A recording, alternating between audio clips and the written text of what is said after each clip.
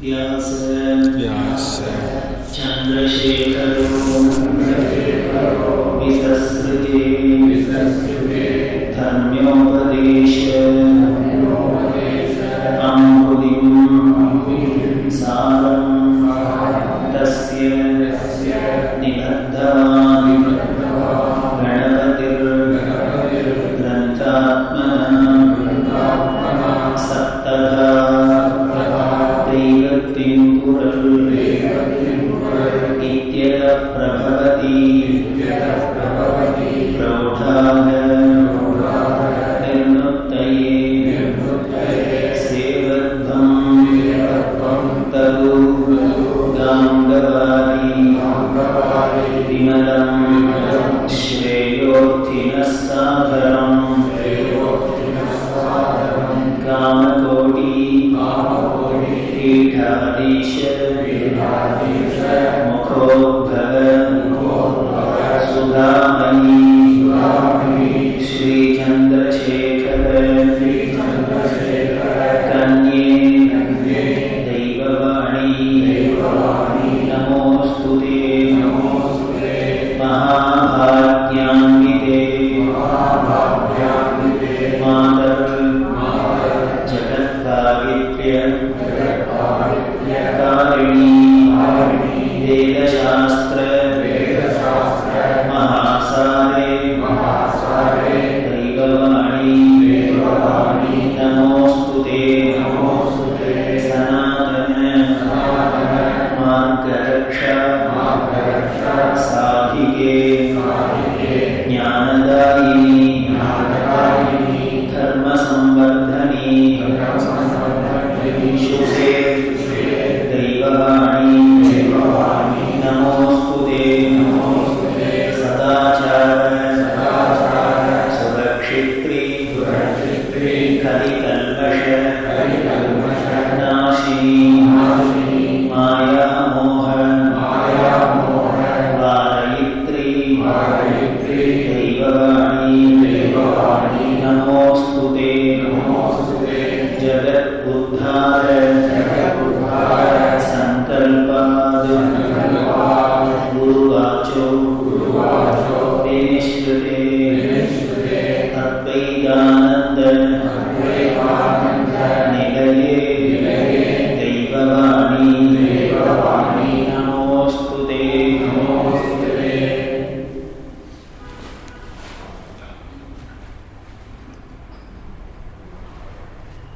नमः पार्वती पतये।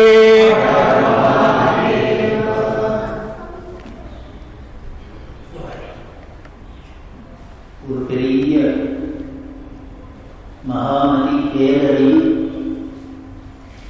அந்த பேரழி தான் இந்த அண்டச்சராச்சர முழுக்கள் ஆக்கி தியானிச்சு இருந்திருக்கு.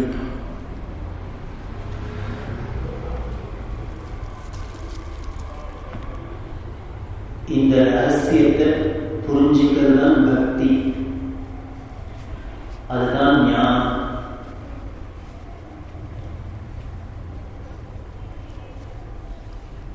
தெய்வத்தின் குரல் முதல் பாகத்தில் பக்திங்கிற பகுதியை பார்த்து வந்துருக்கோம்.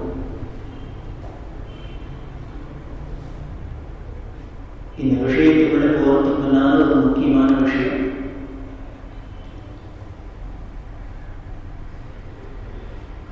பரமேஸ்வரன் எல்லோருக்கும் ஒரு தெளிவை ஏற்படுத்தணும், ஞானத்தை கொடுக்கணும் அப்படிங்கிற ஒரு கருணையினால ஆதிசங்கர அவதாரம் பண்ணி, அதுக்கப்புறம் அந்த சனாதன அந்த ஞான மார்க்கம் தேய எந்த ஒரு விஷயமே யூஸ் பண்ண டெப்ரிசியேஷன் உண்டு, தேஞ்சிட்டே போகும். அப்படி தேஞ்சிட்டு போகிறதைன்னா திருப்பி அவர் அதை ரிவைவ் பண்ண வேண்டியிருக்கு, அதுக்கு புத்துயிர் கொடுக்க வேண்டியிருக்கு. ஒரு கோவில் கட்டினா கூட 12 வருஷத்துக்கு ஒரு கும்பாபிஷேகம் அப்படின்னா வச்சுருக்கோம். கீதையிலையும் தான் சுவாமி சொல்றார். இந்த தத்துவத்தை தான் நான் சூரியனுக்கு சொன்னேன், இக்ஷாவுக்கு சொன்னேன், வரிசையா வழி வழியாக வந்தது. அது காலத்தோட கோளாறுனால இந்த யோகம் நஷ்டமாச்சு, தேங்கி போச்சு. அது அப்புறம் திருப்பி திருப்பி நான் இந்த யோகத்தை, இந்த தர்மத்தை, இந்த வழியை வாழ்க்கையிலேயே நான் திருப்பி திருப்பி சொல்றேன் அப்படின்னு சொல்றேன். அப்படி சங்கரரா சொன்ன அந்த சனாதன மார்க்கம் வழி கொஞ்சம் கொஞ்சமா திருப்பி அதே சங்கரர் ஸ்ரீமத் சந்திரசேகரேந்திர சரஸ்வதியா அவதாரம் பண்ணி அந்த தர்மத்தை நமக்கு திருப்பி எடுத்து சொன்னார். சொல்ல மட்டும் சொல்லல, நடத்தி காமிச்சார். இது அழகா சொல்லணும் அப்படின்னா அவர் நடத்தி காமிச்ச, அப்படி நடத்தி காமிச்சதுல போனா போகுது கொஞ்சம் சொன்னார்.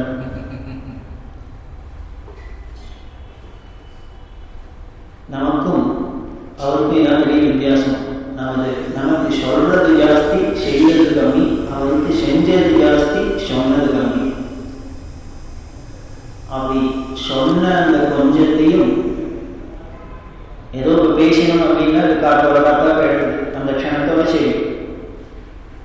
அப்படி காத்தோட காத்தா கரைஞ்சு போயிடாத இருக்கிறதுக்கு உலகத்துல சாஸ்திரமா இந்த தர்மத்தை, இந்த யோகத்தை, இந்த சாஸ்திரத்தை தெரிஞ்சுக்கணும், எல்லாருக்கும் இது கிடைக்கணும் அப்படிங்கிற பேர் உபகாரத்துல, பெரிய தர்ம சிந்தனையில, பரோபகார சிந்தனையில ஸ்ரீ ராகணபதி அண்ணாங்கிற வியக்தி ஒரு புஸ்தகமா எழுதி கொடுத்து, அதுதான் தெய்வத்தின் பொருள் அப்படிங்கிற இந்த கிரந்தம். இது மொத்தம் 7 வால்யூம்ல அவர் எழுதினார். இது எழுதினார்னா பெரியவாசனத்தை அவர் ரெக்கார்ட் பண்ணினார். எப்படி வியாசாச்சாரியார் பாரதவம்சம்ல கணபதி எழுதினாரோ அதே மாதிரி பெரியவாசனத்தை அவர் எழுதினார். அதைத்தான் இந்த ஸ்லோகத்தில் முதல்ல சொல்லப்பட்டிருக்கு. வியாச சந்திரசேகரோ விசஸ்ருஜே தர்மோபதேசாம்புதி சாரம் தஸ்ய நிபத்தவான் கணபதி கிரந்தாத்மனா சப்ததா. எப்படி வியாசர் ஒரு தர்ம கடலை சொல்ல, பாரதம்ங்கிற ரூபத்துல பேர்ல ஒரு தர்மத்தை தான் சொல்றது. கடல், தர்மோபதேச அம்புதி கடல். அதை எப்படி ஒரு கணபதி உடனே ரெக்கார்ட் பண்ணி உலகத்துக்கு இன்னி வரைக்கும் ஒரு விஷயமாக கொடுத்துருக்காரோ, அதே மாதிரி அந்த வியாச பரம்பரையில சந்திரசேகரனும் இந்த தர்மத்தை திருப்பி சொல்ல, அதை இன்னொரு கணபதி ரெக்கார்ட் பண்ணி கொடுத்தது.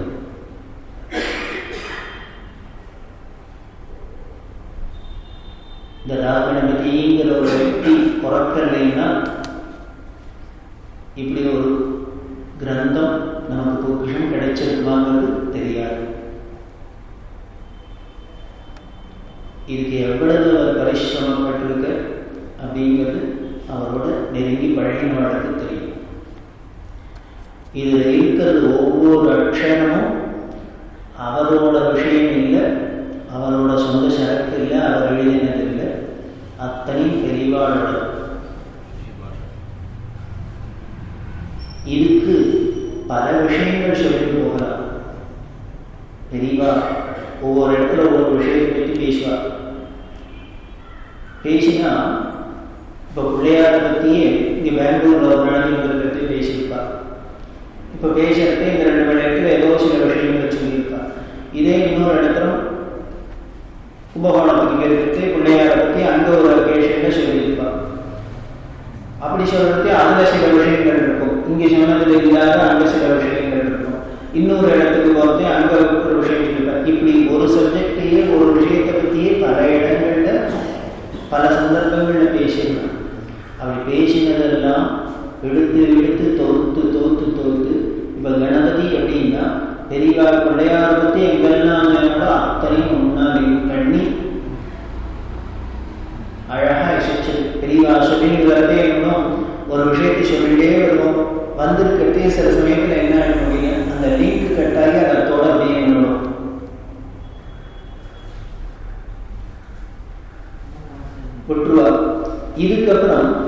கேட்குறீங்களான்னு ஏதாவது சந்தர்ப்பத்தில் பேசுறது இதோட கண்டினியூஷன் அங்கே போய் இருக்கும், அங்கே வரும். இப்படி இருந்ததுன்னா என்னைக்கோ ஒரு நாளைக்கு ஒரு விஷயத்தில் பாதி சொல்லி இன்னொரு பாதியை இன்னொரு இடத்துல இன்னொரு விஷயத்தில் இன்னொரு நாளைக்கு சொன்னால் அதை ரெண்டுத்தையும் எடுத்து ஒன்றா கோப்பணும்.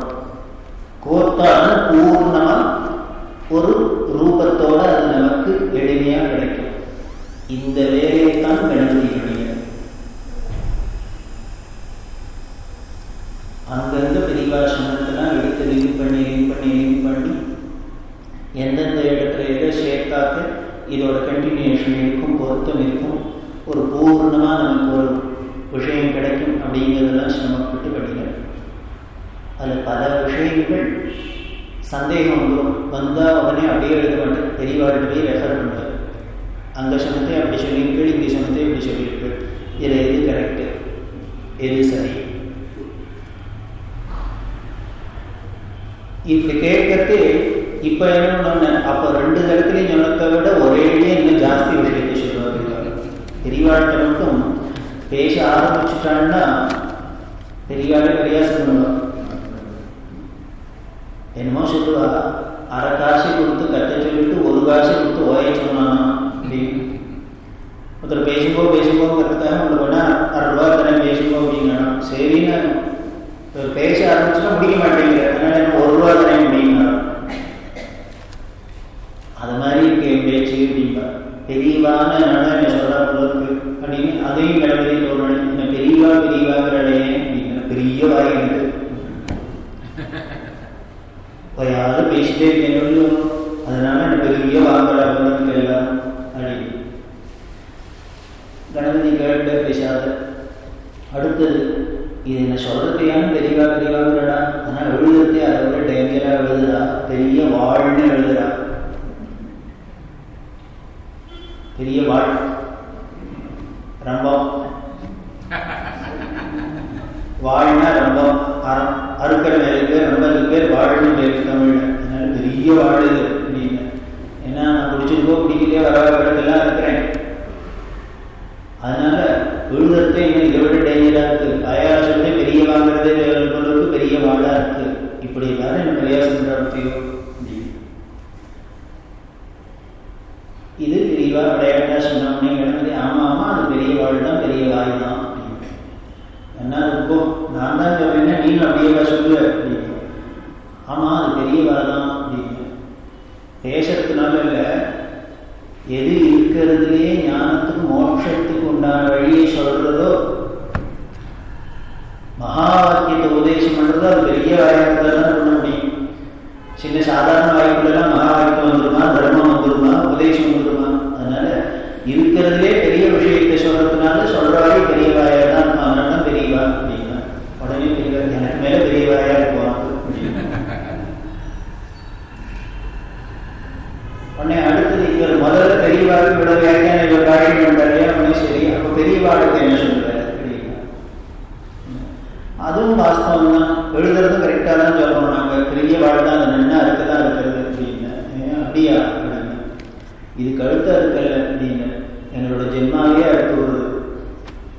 இந்த வாய் சொல்றதை கேட்டோம்னாக்க இன்னுமே எங்களோட காமம் வேழுது, குரோதம் வேழுது, லோகம் வேழுது, எல்லாம் போச்சு. இது அத்தனையும் காரணமாக இருக்கிற ஜென்மாவே போச்சு. அஜ்ஞானம் வேழுது அப்படின்னா இத்தனையும் வெட்டி சாட்டணும்னா சின்ன வாழாதாலே முடியும், பெரிய வாழாதான் முடியும். அதனால அதுவும் பொருத்தமானது பெரிய வாழ்தான் அப்படின்னு. இதையும் சொன்னோடதான் பெரிய வாழ் இருக்குது. எனக்கு மேல பெரியவா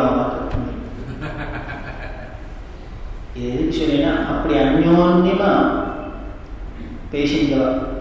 இவாளோட சென்டினரி செலிப்ரேஷன் எடுத்து பெரியவாளுக்கு. அப்போ பெரியவாளுக்கு கைங்கரியம் பண்ணாட கௌரவிக்கணும் அப்படின்னு மடத்துல ஏற்பாடாகி இருந்தது. அந்த ஃபங்க்ஷன் ஆர்டி தலைமையில அதுக்கு கமிட்டின்னு போட்டு அதில் முக்கியமாக பெரியவா காலத்தில் யாரெல்லாம் என்னென்ன கைங்கரியம் பண்ணாலும் முக்கியமான பணி செஞ்ச வாழ்க்கெல்லாம் கௌரவப்படுத்தணும். அதில் கணபதி விட்டு போயிட்டு கணபதி அதில் ஒரு பக்தர் வந்து ஞாபகப்படுத்தினார். புது பெரியவா ஜெயங்கர் சரஸ்வதி சுவாமி அவள் ஒரு ஷாக். நல்ல வேளை மானத்தை காப்பாற்றினேன்னு அவர்கிட்ட இதில் கணபதியை மட்டும் கௌரவிக்காத இருந்ததுன்னா ரொம்ப ஒரு இழுக்காக இருக்கும். நல்ல வேளை ஞாபகப்படுத்தினேன் அப்படின்ட்டு அப்படி சொன்னான். வாசனது எங்கிட்ட பேசுகிறத விட அவன்கிட்ட தான் ஜாஸ்தி பேசியிருக்கா தெரியுமா. உலகத்திலே பெரியவா ரொம்ப பேசினா ஒருத்தர் இருக்குன்னா கணபதி தான். எங்கிட்ட கூட பெரியவா அவ்வளோ பேசினது கிடையாது. மடத்தில் இவ்வளோ வெயில் பண்ணுவாட்ட கூட பெரியவா இத்தனை விஷயம் பேசிப்பாடுறது தெரியாது. அதனால யார்கிட்ட பேசினதை விட கணபதிகிட்ட தான் ஜாஸ்தி பேசியிருக்கா. அவனை தான் முதல்ல கௌரவிக்கணும் அப்படின்னு சொல்லிட்டு. ஆனால் உடனே ஒன்று இதுக்கு வரமாட்டான். அதுதான் ஒரு பெரிய கஷ்டம். அப்படி எந்த விஷயமா இருந்தாலும் தீர ஆலோசிச்சு அதுக்கப்புறம் இது மாதிரி உபநிஷத்தில் ஒரு வாக்கியம் சொல்லியிருக்கு, பாகவதத்தில் ஒரு வாக்கியத்தை சொல்லியிருக்கு அப்படின்னு பெரியவா ரெஃபர் பண்ணிட்டு இருந்தா உடனே அப்படியே சொல்ல மாட்டோம். உடனே அது மூல கிரந்தத்துக்கு போய் என்ன சொல்லியிருக்கு அதை கரெக்டாக பெரியவா இன்டர்பிரேட் பண்ணியிருக்காளா, அது இன்னும் எப்படி புரியுறாப்புல டெவலப் பண்ணி எனக்கு நோட் பண்ணலாம். இந்த விஷயங்கள்லாம் பார்த்தீங்கன்னா ஃபுட் நோட்னு கீழே நிறையா இருக்கும் அங்கே போட்டது. இப்படி இல்லாமல் சொல்லியிருக்கார். இப்படி எல்லாம் பண்ணி அவ்வளவு பரிசிரமப்பட்டு தான் நமக்கு இந்த 7 நாளையும் பிடிச்சிருக்க வெளியே என்னமோ கைவாதத்தை எழுதி 2 கொட்டா வச்சாச்சு. 1000 காப்பி எடுத்தோம், 5000 காப்பி எடுத்தோம், விநியோகம் பண்ணோம்னு இருக்கு. இதில் ஒவ்வொரு அக்ஷரமும் பெரியவாளோட வாக்கு, ஒவ்வொரு அக்ஷரத்திலையும் கணபதியோட சிரமம் இருக்கு, அவரோட கைகள். அப்படி பண்ணின அதில் அவரோட அனுபவத்தை சொல்ல. அப்புறம் இது இத்தனையும் எதுக்கு சொல்கிறேன், தெய்வத்தின் குரல்னு ஆரம்பிச்சுட்டு இப்போ எதுக்கு கணபதியை பற்றி பேசணும் அப்படிங்கிற காரணமாக நீங்கள் எல்லாம் பேப்பர் பார்த்துக்கள் விஷயம் தெரிஞ்சிருக்கும். போன மாதம் 20ஆம் தேதி அவர் பெரியவா சரணத்தை அடைஞ்சார். உலகத்துக்கு பெரிய நஷ்டத்தில் ஒன்று. அவர் சிவபதம் அடைஞ்சது சிவராத்திரி அன்னைக்கு, பிப்ரவரி மாதம் 20ஆம் தேதி மகாசிவராத்திரி அன்னைக்கு சாயந்தரம் 7:30 மணிக்கு அனாயாசமாக ஈஸ்வரன் அடைஞ்சது.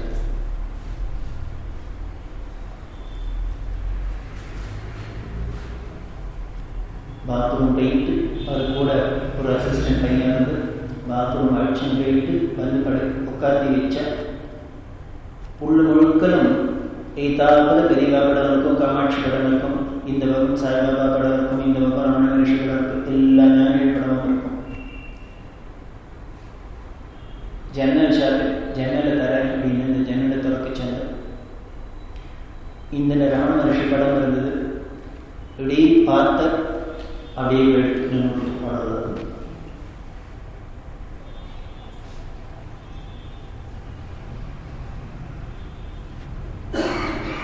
அவர் ஈஸ்வர சரணத்தை குரு சரணத்தை அடைஞ்சிருக்கனால அவசியம் அவரை ஒரு நிமிஷமான ஸ்மரிக்கணுங்கிறதுக்காக இந்த விஷயத்தை சொன்னேன். எப்பேற்பட்ட உபகாரம் பண்ணியிருக்கிற உலகத்துக்கு.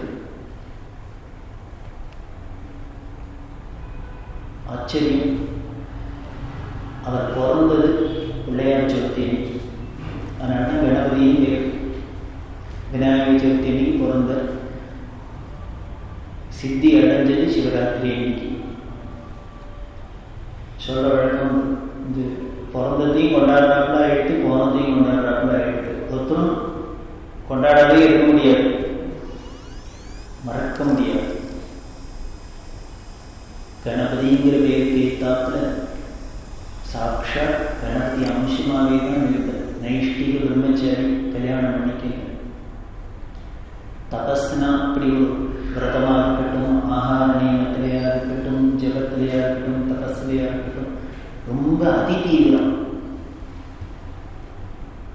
வைராகியம்னா அப்படி ஒரு வைராகியம். அப்படின்னா இருந்தாலும் இப்படி ஒரு கைகளையும் பண்ண முடியும் இல்லையா? அப்படின்லாம் தெளிவா அவ்வளோ சுலபமாலாம் கிடைச்சிடாது. பெரியவாளே சொல்லியிருக்கா. அதாவது புதுப்பெரியவா சொன்னால் எங்கள்கிட்ட பேசுறதோட எல்லாத்தையும் பேசுறதோட கணபதிட்டு தான் ஜாஸ்தி பேசியிருக்கா அப்படின்னு. பெரியவாளே அப்படிதான் சொன்னான். பெரியவாள்கிட்ட கேட்குற 13 வயசுல ஆசிரமம் வாங்கிக்கிறதுக்கு முன்னால் திண்டிவனத்தில் அப்பா அம்மாவோட பெரியவா படிச்சுட்டு இருக்கா. பெரியவாளுக்கு உபநயனம் ஆனதுக்கு அப்புறம் பெருமுக்கல் அப்படின்னு திண்டிவனத்துக்கு பக்கத்தில் ஒரு கிராமம், அங்கே காமகோடி பீடத்தில் அப்போ ஆச்சாரியால் 66வது சுவாமி கலவை பெரியவான்னு சொல்லுவோம். அவள் கேம்பில் இருக்கா. அப்பா அழிச்சுமே பிள்ளையோட போனார் தரிசனத்துக்கு. இந்த குழந்தையை பார்த்தோன்னே அவருக்கு என்னமோ ஆகர்ஷணம். மணிக்கணக்காக பேசியிருந்தார் சுவாமிநாதனோட. அதுக்கப்புறம் அடிக்கடி அழைச்சிடுவாய் அப்படின்னு அப்பாட்ட சொன்னார். குழந்தைய அழைச்சிட்டு அடிக்கடி மடத்துக்குவார். இப்படி மடத்தில் அந்த லிங்கெல்லாம் வந்துட்டே இருந்தது. ஒரு நாளைக்கு சொல்லிக்காத பெரிய ஆத்திரவத்துலையும் சொல்லாத தன்னோட ஃப்ரெண்டை அழிச்சுன்னு மடத்துக்கு ஓடிக்கிட்டான். ஏன் அப்படின்னா என்னமோ அந்த ஆச்சாரியாரை பார்க்கணும்னு தோணிட்டு அதனால போயிட்டேன் அப்படின்னு. சரி, ஆற்றுக்கு சொல்லிட்டு போயிட்டதுன்னு பயமா இருந்தது. அப்பா சொன்னா அழிச்சுட்டு போவாளோ மாட்டாளோ. இப்படி இல்லாம் ஒரு 12 வயசு குழந்தைக்கு ஆத்திர கூட சொல்லிக்காத மடத்துக்கு போகணும், ஆச்சாரியாரை பார்க்கணும்னு ஒரு பாவம் வருமா? நாமெல்லாம் இப்போ மடத்துக்கு போனோம்னா என்ன பண்ணியிருப்போம்? ஏதோ அப்பா அம்மா போகிற வேடிக்கை பார்க்கறதுக்குன்னு போவோம். யானையை பார்ப்போம், ஒட்டகத்தை பார்ப்போம், சாப்பிடுவோம், வருவோம், கணத்தில் போடுவோம், அவ்வளவுதான். இவ்வளோ தான் நம்மளோட இம்பேக்ட் இருக்கும். ஆனால் சுவாமிநாதனுக்கு எப்படி இருந்ததுன்னு எப்படி சொல்லல கொள்ளல கூட பரவாயில்ல, ஓடிக்கிட்டா தெரியல. 100 வருஷத்துக்கு முன்னால ஆற்றுல அப்பா அம்மாட்ட சொல்லாத வீட்டை விட்டு போகிறதுங்கிறது கற்பனையில கூட தெரியாது குழந்தைகளுக்கு. பெரியவாளுக்கு தெரியாத ஆற்றுல ஒரு காலமும் குழந்தைகளுக்கு தெரியாது, ரகசியமே கிடையாது. அப்படி இருந்த காலத்தில் இவர் சொல்லாத ஓடினான்னா வீட்டை விட்டு மடத்தை பார்க்க. அப்படி வந்த அந்த கலவை பிரிவா என்ன பண்ணா? சந்தோஷப்பட்டா. காரணம் என்ன? இப்படி வீடு வாசல்ல சொல்லாத கொள்ளாத ஓடி வரணும்னா அவருக்கு வேணும். அப்பயே தீர்மானம் பண்ண போல இருக்கு, இதுதான் லாயக்குன்னு. இந்த நிகழ்ச்சியெல்லாம் இருக்கு. இதை பெரியவா சரித்திரம் எழுதணும்னு அப்புறம் எழுத ஆரம்பிச்சேன். அப்போ இதை ரெஃபர் பண்ணிக்கணும் அப்படின்ட்டு பெரியவாட்ட வந்துக்கிட்டேன். அம்மா, நீங்கள் ஏன் போனேன்? ஆற்றுல அப்பா அம்மாட்ட கூட சொல்லாத அவரை பார்க்குற இடத்துக்கு. அவர் என்ன அவ்வளோ அழகாக இருந்தாரா? அவர் எதனும் சொன்னாரா? வசீகரமா என்ன உங்களுக்கு நாங்கள் போகிறதுக்கு? சரி, நீங்கள் தான் இதுக்கு முன்னால் மீட்டிங்கில் அவர் உங்கள்கிட்டயே பேசியிருந்தார்னு வேற சொல்லியிருக்கார். அது எப்படி இருந்தாலும் மடத்தில் இருந்தவாட்டம் ஆச்சரியப்பட என்ன இந்த ஒரு சின்ன பொடிப்பையிலோடையே இத்தனை நேரம் உட்காந்து பேசிட்டே இருக்காரு அப்படின்னு சந்தேகப்படுற அளவுக்கு அப்படின்னு இவாளுக்குள்ள இருக்கும் அப்படின்னு. அது பெரியவா சொல்ல. அப்போ பேசியிருந்ததுல ஒன்றும் எனக்கு தெரியல. நான் ஸ்கூலில் படிச்சிருந்தேன், அதெல்லாம் விசாரிச்சா அந்த ஆச்சாரியார். அப்போ படிப்பில் நீ எப்படின்னு கேட்டா, நல்லா மார்க் வாங்குவேன்னா நான் தான் கிளாஸ் ஃபஸ்ட்டுன்னு சொன்னேன். கிளாஸ் ஃபஸ்ட்டு இல்லை, ஸ்கூல் ஃபஸ்ட்டு, அப்புறம் வேர்ல்டு ஃபஸ்ட்டாக ஆக போகிறது. இதெல்லாம் சொல்லியிருந்தா உடனே கேட்டால், நீ கிளாஸ் ஃபஸ்ட்டுங்கிற, நீ அந்த காலத்தில் என்னென்னா யாரும் நல்லா படிக்கிறாளோ அவளோட ஸ்கூலில் லீடராக போடுவா, கிளாஸ் லீடராக போடுவா. ஒன்னா இருந்தால் நீ கிளாஸ் லீடரா அப்படின்னு கேட்டிருந்தா. சரி, நான் இல்லைன்னு சொன்னேன். உடனே அவளுக்கு சந்தேகம். பொதுவாக லீடராக போடுறாங்க நல்லா படிக்கிற பையன் தானே போடுவா, நீ தான் கிளாஸ் ஃபஸ்ட்டுங்கிற ஸ்கூல் ஃபஸ்ட்டு ஒன்னையும் போடல அப்படின்னு கேட்டால் உடனே நான் இல்லை, எனக்கு பர்சனாலிட்டி போகாது, அதனால எனக்கு போகிறது. பர்சனாலிட்டி போராட்டத்துக்கே இவ்வளோ உலகத்தை வளைச்சு போட்டேன். இன்னும் போடுற பர்சனாலிட்டியாக இருந்ததுன்னா என்ன இருக்குது? அதான் பெரியவா சொன்னது, நான் கிளாஸ்லேயே நல்லா ரொம்ப குள்ளமாக இருப்பேன். அதனால பெரிய பெரிய பசங்கள்லாம் மேய்க்கிறதுக்கு உண்டான தகுதி எனக்கு இல்லைன்னு நினச்சிட்டா போல இருக்கு. அதனால என்ன போடல. நான் படிப்பில் ஃபஸ்ட்டாக இருந்தாலும் பர்சனாலிட்டியில் மைனஸாக இருந்ததுனால எனக்கு அந்த பதவி கிடைக்கல. இதெல்லாம் கடமைக்க சொல்கிறேன். சொன்னோன்னா புரிஞ்சுதான். நீ இப்போ கேட்டோன்னு எனக்கு ஞாபகம் வருது. ஒரு சாமியாருக்கு ஒரு சங்கராச்சாரியாருக்கு நான் கிளாஸ் லீடராக இருந்தான்னா இல்லைன்னா என்ன, இந்த கவலையெல்லாம் அவர் ஏற்பட்டு இவ்வளவு நேரம் விசாரிக்கணும் அப்படின்னா அப்புறம் தான் தெரியுது. அப்போவே என்ன மடத்துக்கு தூக்கி வைக்கிறதுன்னு நினச்சி விட்டார் போல இருக்கு. அதனால டெஸ்ட் பண்ணாலும் இவன் கிளாஸையே மேய்க்கிறதுக்கு சக்தி இருந்ததுன்னா மடத்தை மேய்ப்பனா, இவனை நம்பி ஒரு பொசிஷனை கொடுக்கலாமா அப்படி இன்டர்னல் அசஸ்மெண்ட் அப்படின்னு கிடந்துச்சு. நீ இப்போ கேட்டோன்னதால எனக்கே இதுவே பிடிக்கிறது. அதுக்காக நம்மகிட்ட இன்னும் அப்போ இன்னும் ரொம்ப பேசுகிறாப்புல இருந்தது. அப்புறம் இப்போதான் தோன்றது, அதுக்காக தான் இவர் கணக்கெல்லாம் போட்டு பார்த்துருக்கார். படிப்பா சரி, புத்திசாலியாக இருக்கார், சரி ஓகே. நிர்வாக அட்மினிஸ்ட்ரேஷனா 10 பேரை வச்சு மேய்க்கிறதுக்கு யோகிதா இருக்கா, தகுதி இருக்கா, சக்தி இருக்கா, இப்படிலாம் என்ன கேள்வி கேட்டு பதில் கேட்டுலாம் ஏதோ ஒரு தீர்மானம் பண்ணிட்டு இருக்காரு போல இருக்கு அப்படின்லாம் சொல்லிட்டு வர்றார். இப்படி சொல்லிட்டு வரது. அப்புறம் கணபதி சரி இதெல்லாம் இருக்கு, இது வெளியில் எக்ஸ்டர்னலாக நடந்த விஷயம். இன்டர்னலாக உங்களுக்கு அவருக்கும் என்ன கான்டாக்ட் நடந்தது அதை சொல்லணும்.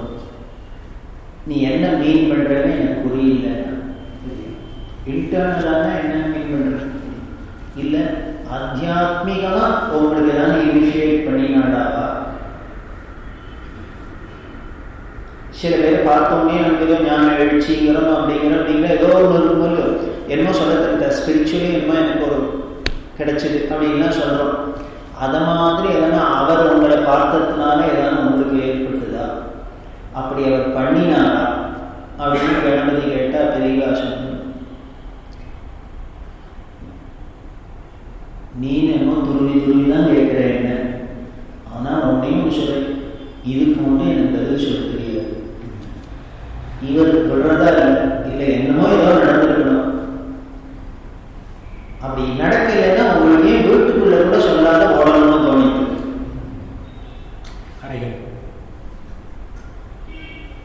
இதுல ரெண்டுமே தெரியுது நமக்கு. இது இந்த சப்ஜெக்டுக்கு உண்டான ரெலவெண்ட் தான், அதுக்காக இத்தனை விவரம் சொல்றேன். இதுல 2 பேரோட சாமர்த்தியம் தெரியுது, கணபதியோட சாமர்த்தியம் என்னன்னு தெரியுது. எப்படி ஒரு சுப்ரீம் கோர்ட் லைன் மாதிரி எப்படி எல்லாம் பாயிண்ட் பிடிக்கிற தெரியலன்னா அப்ப நீ ஏன் ஓடினாக்க விட்டு. ஒரு 12 வயசு குழந்தைக்கு ஒரு சங்கராச்சாரியாரை பார்த்தாக்க அப்பா அம்மா அழிச்சோம்னா பார்த்தோம் சாப்பிட்டோம் வந்தோம் அத்தோடு தானே இருக்கணும். இதுக்கு மேல ஒன்றும் இம்பாக்ட் இல்லை, ஒன்றும் நடக்கலைன்னா ஏன் நீங்க ஓடுறேன் பார்த்தா அப்பதான் தெரியாது. இவ்வாறு நீ என்னை போட்டு இந்த ட்ரில் பண்ணி தொழில் பிரயோஜனம் இல்லை, நான் ஒன்று வச்சுட்டு என்ன நடந்ததுன்னு உன்கிட்ட மறைக்கணுங்கிற எண்ணம் எனக்கு கிடையாது, மறைக்கலை. அப்பதான் சொல்ல என் விஷயத்தை என்னோட பர்சனல் மேட்டரை உங்ககிட்ட சொன்னாப்புல வண்டியா சொல்லியிருக்கேன், வேற யார்த்தையும் நான் சொன்னது கூட கிடையாது. அதனால என்னை விட்டுரு. இவர் பயப்படுற ஐயோ கணபதி மீது கரைச்சா என்னை விட்டுரு, நான் ஒழிக்கல மறைக்கல, எனக்கு தெரியல அவர் என்ன பண்ணினாரோ பண்ணலையா, அவரோட சக்தி எனக்கு தெரியாது. நீனே தெரிஞ்சுக்கோ அவரோட சக்தி என்னன்னு உனக்கே புரிஞ்சிருக்கும். அவர் எப்பேற்பட்ட ஞானின்னு இதுக்கு மேலே சக்தி வேணும் தெரியணும். இப்படி ஒரு சந்திரசேகரேந்திர சாஸ்திரி எடுத்து தூக்கி உலகத்துக்கு வாரி கொடுத்தாரு. எப்படி அவர் பையனை அப்பா வச்சுன்னு வந்து பார்த்த உடனே இவன் தான் சங்கராச்சாரி. வேடிக்கை என்னங்க, அந்த காலத்துல அவர் ஒரு பெரிய புரட்சின்னே சொல்லணும். ஒரு ஸ்கூல்ல படிச்சிருந்த பையனை தூக்கி சங்கராச்சாரியாரை வைக்கிறேன்னா எவ்வளவு தைரியம் இருந்திருக்கணும். பண்ணினார் அப்படின்னா தெரிஞ்சுது, இது சும்மா வேஷம் போட்டு வந்திருக்கு, இது யாருன்னு தெரிஞ்சுக்கிட்டு அவருக்கு. இதுலேருந்தே தெரியுது கலாபரிவாவோட எப்பேற்பட்ட மகான்கிறது தெரியுது.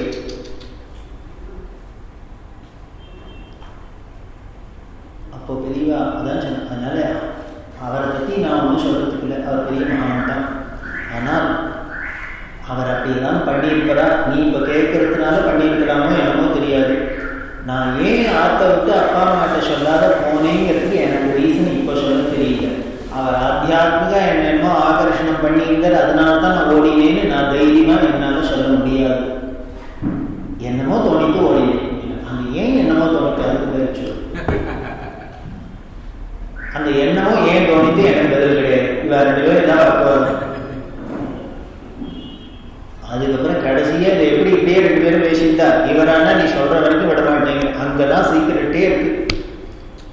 இந்த ரகசியமே பராசக்தியோட இந்த அவதார ரகசியம், இந்த லீலையோட இத்தனை டிராமால அத்தனையும் இருக்கிற ரகசியமே அந்த ஒரு விஷயத்துல தான் இருக்கு.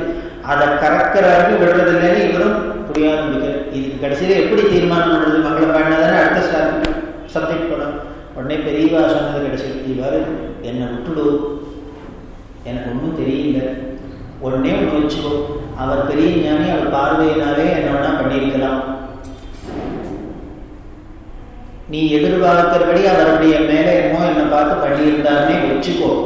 அப்படி பண்ணியிருந்தாருன்னா கூட அவர் என்ன இப்படி பண்ணியிருக்காருங்கிறத நான் உணர்ற அளவுக்கு தெரிஞ்சுக்கிற அளவுக்கு எனக்கு விவரம் வேணும். அவர் அப்படி பண்ணியிருக்கிறோம் இன்னும் எனக்கு தெரியாது. நீ சந்தேகப்படுறதுனால வேணா இருக்கலாம்.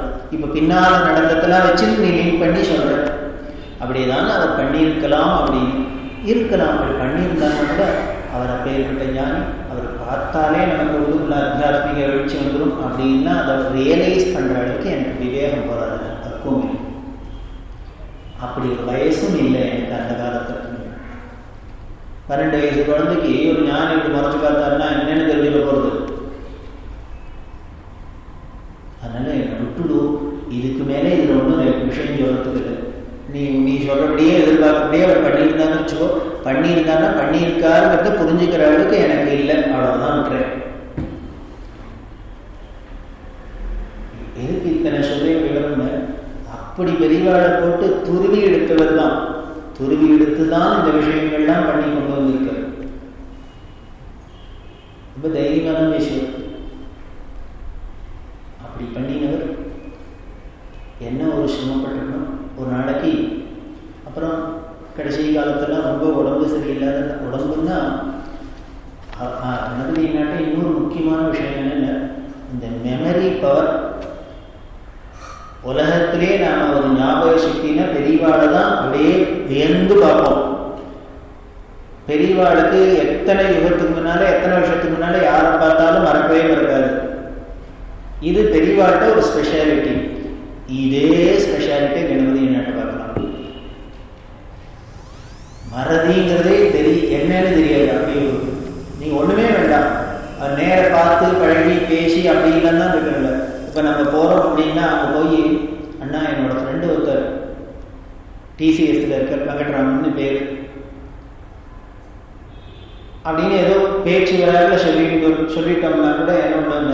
அப்புறம் 20 வருஷம் கழிச்சு போனோம்னாக்க என்னமோ டிசிஎஸ்ல உன் ஃப்ரெண்டு வெங்கட்ராமனுக்கு அவர் எப்படி இருக்காரு அப்படின்னு நமக்கே மறந்து போயிருக்கோம். வெங்கட்ராமன் டிசிஎஸ் யாரு நீ தானே சொன்ன இன்னைக்கு. அப்படி ஒரு மெமரி இல்லைன்னா இதெல்லாம் கம்பைல் பண்றது, அதாவது புதுசா ஒரு எழுதிடலாம். நம்மளாவே ஒரு யோஜனை பண்ணி ஒரு விஷயத்தை எத்தனை பக்கம் வேணா எழுதலாம். ஆனா ஒருத்தர் பண்ணினதை நம்ம ஞாபகம் வச்சுன்னு கோத்து எழுதுறது தான் ரொம்ப கஷ்டம். இந்த கம்பைல் பண்றது தான் வியாசாச்சாரியாருக்கு என்ன அப்படி ஒரு பெரிய பெருமை அப்படின்னு. எங்கேயோ ஆகாசத்துல அத்தனை ரிஷிகளும் பார்த்து சொன்ன அத்தனை வேத மந்திரங்களையும் சப்தக்கோரையும் எடுத்து இதை ருக்வேதத்துல வைக்கணும், இதை எதிர்வேதத்துல வைக்கணும், இது சாமகானத்துல என்ன ஒரு பரிசிரமப்பட்டு இப்படிலாம் பண்ணணும். அதுதான் அவளோட ஸ்பெஷாலிட்டி. அப்படிதான் பண்ணிடணும். அப்படி ஒரு ஞாபக சக்தி. உடம்பு எப்பொழுதுமே வடவடன்னு தான் இருக்கும். பரியாசம் இருக்கும். அப்பா அம்மா தப்பா பேர் வச்சுட்டாங்க, கணபதினு தப்பா பேர் வச்சுட்டாங்க. தொந்தியே இல்லாதவருக்கு கணபதி. நரம்பு மாதிரி தான் இருப்பார். ஆனால் ரொம்ப வீக்கு. எப்பொழுதுமே ஆரம்பத்திலேருந்தே உடம்பு வீக்கு. சாப்பாடு விரதம். அதனால ரொம்ப தீவிரமா அல்சர் ப்ராப்ளம்லாம் உண்டு. ஆனால் இதனால தான் இந்த காரியங்கள்லாம் நல்லதே கிடையாது. அப்புறம் கடைசியில் பல வருஷங்கள் வீட்டிலேயே சாதப்படுத்துகிறதுல அப்படியே இருந்தது. அவருக்கு கைங்கரியம் பண்ணுறதுக்கு பிரம்மச்சாரியாக இருந்ததுனால ஒரே ஒரு அக்கா கீழ் ஃப்ளாட்டில் இருந்தால் இவர் மேல் ஃப்ளாட்டில் இருந்து 2 பசங்களை கொண்டு மதுசூதனன் அப்படின்னு ஒரு பையன். அது ஒரு பேர். காத்தால ஒரு மார்னிங் டியூட்டி ஒருத்தர், ஈவினிங் நைட் டியூட்டி. அந்த மாதிரி 2 பசங்க வந்து பார்த்துட்டு எல்லாம் கைங்கரியம். அந்த பசங்களோட பேசிட்டு மத்தியான வேலையெல்லாம் சும்மா தானே உட்காந்துப்பா. அண்ணா ஏதாவது பெரியவாளை பற்றி சொல்லுவாங்க. இல்லை சில நாளைக்கு சொல்லுவா, இல்லையா எப்பொழுதும் ஜபம் பண்ணிட்டு படுத்துன்னு உட்காந்துருப்பா. பெரியவாளை பற்றி சொன்னாக்க ஏதாவது இன்ட்ரெஸ்டிங்காக சொல்லியிருக்காள் அப்படின்னு சில விஷயங்கள்லாம் சொல்லுவேன். சரி, இப்போ உடம்பு சௌரியமாக இருந்தால் என்ன பண்ணியிருப்பா? ஏன்னா அவரால் சும்மா உட்கார முடியாது. ஏதாவது பண்ணியிருப்பாளா, என்ன பண்ணியிருப்பா, ஏதான அதை பற்றி சொல்லியிருக்காளா அப்படின்னு நீ கேட்டிருக்கியா? அந்த பையனும் இல்லை கேட்டது ஒரு நாளைக்கு சொன்னால், என்ன எனக்கு உடம்பு சரியிருந்தா தெய்வத்தினோட 8வது வாரம் எழுதியிருக்கேன் அப்படின்னு. இதை கேட்டாலும் தூக்கி எழுதிட்டாரு. 8வது வாரம் எழுதியிருக்கிறா அப்படின்னா அப்போ 8வது வாரம் விஷயம் இருக்கு, அவர் எழுதலை, அது அவசியம் வந்தான் அடுத்த தரம் பொறுத்தே போய் கேட்டேன், நீங்கள் ஏதோ உடம்பு சரியாக இருந்ததுன்னா 8வது வால்யூம் எழுதியிருக்கேன்னு சொன்னேடா, அதுக்கு விஷயம் இருக்காங்க. 8வது வால்யூம் என்ன, இன்னும் 2 வால்யூமுக்கு இருக்கும்.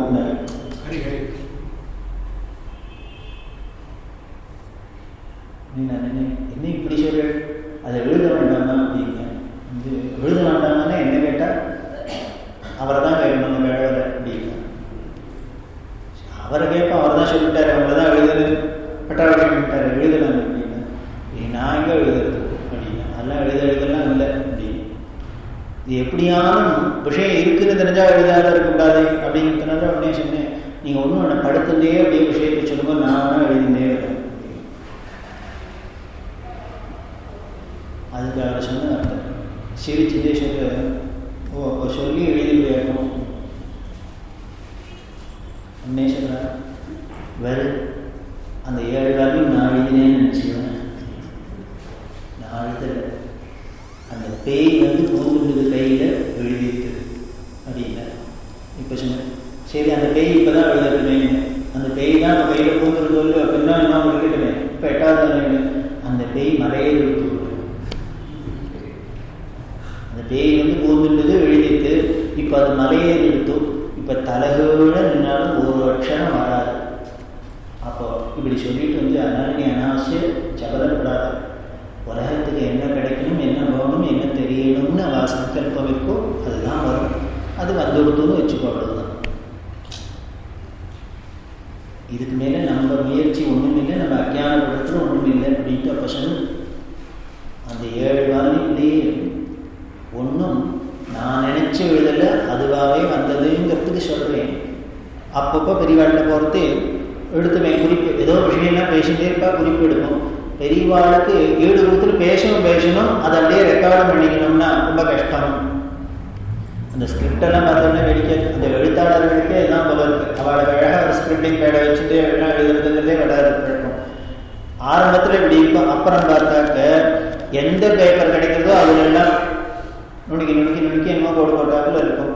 அது மாதிரி தான் இது பண்ணி இப்போ ரெட்டிங்கில் இருக்கும், நீலங்கில் இருக்கும், கருப்பிங்கில் இருக்கும், ஒன்று இப்படி குறுக்க இருக்கும், ஒன்று நடுக்கில் இருக்கும். என்ன ஒட்டுக்கும் ஒன்றும் புரியாது, ஆனால் என்னமோ கிருக்கினாப்பில் இருக்கும். இப்படிலாம் எடுத்துன்னு வருவேன். இது எல்லாத்தையும் வச்சிருப்பேன். இந்த 5வது வால்யூமில் பெரியவா இந்த விஷயத்தை ராமரை பற்றி சொன்னதை வரணும் அப்படின்னு நான் பிளான் பண்ணிப்பேன். ஆனால் ராமரை பற்றி என்னென்ன சொன்னாங்கிற அந்த ஸ்கிரிப்டெல்லாம் எடுத்து பார்த்தா ஒரு அக்ஷரம் புரியாது. என்னமோ நான் தான் கிரிக்கிறேன், என்ன கிரிக்கிறேன்னு எனக்கே புரியாது. ஏதாவது துளியான ஒரு குழு கிடைச்சான்னா இது என்னங்கிறத பார்க்கலாம். ஒன்றுமே பண்ண முடியாது. ரொம்ப வெறுத்து விடும், பயம் இந்த வரல என்ன பண்ணும் அப்படின்ட்டு பெரியவாளை விஷயத்தை தூக்கி போட்டுருவேன். புஸ்தகம் வெளியே வந்துடும். அப்புறம் அடுத்த வார்த்தை வரத்தை இந்த பேப்பர் எடுத்து பார்த்தா ஞாபகம் வரும்.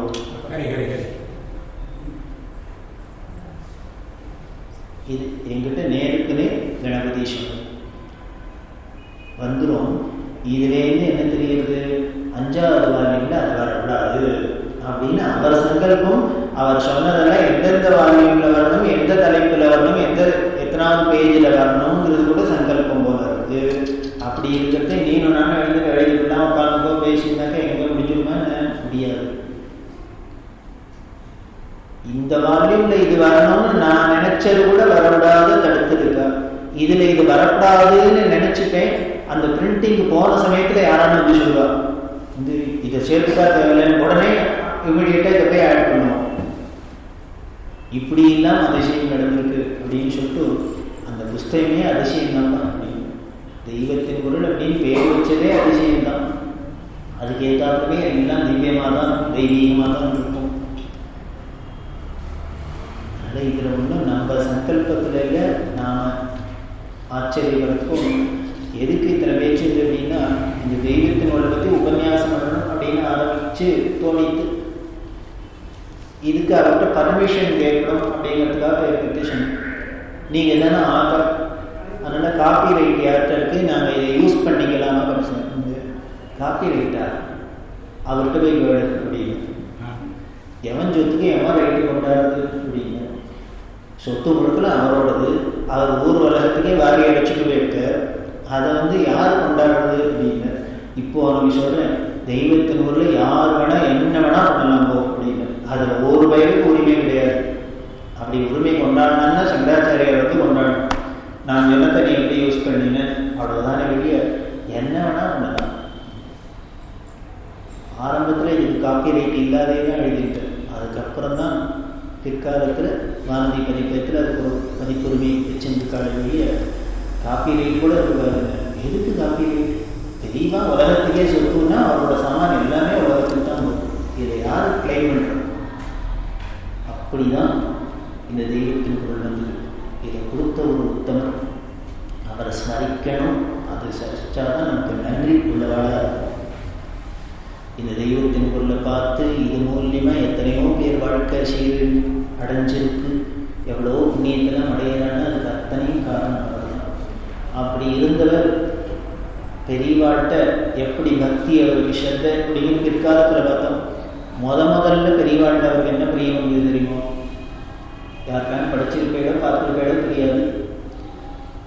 அவரே எழுதிட்டு தடுத்தாற் கொண்ட புராணம் அப்படின்னு தலைப்புல தனக்கும் பெரியவாளுக்கு முதல் சந்திப்பு எப்படி நடந்தது அப்படி. இவர் BA ஹானர்ஸ் படிச்சிருந்தார், லிட்ரேச்சர், இங்கிலீஷ் லிட்ரேச்சர்.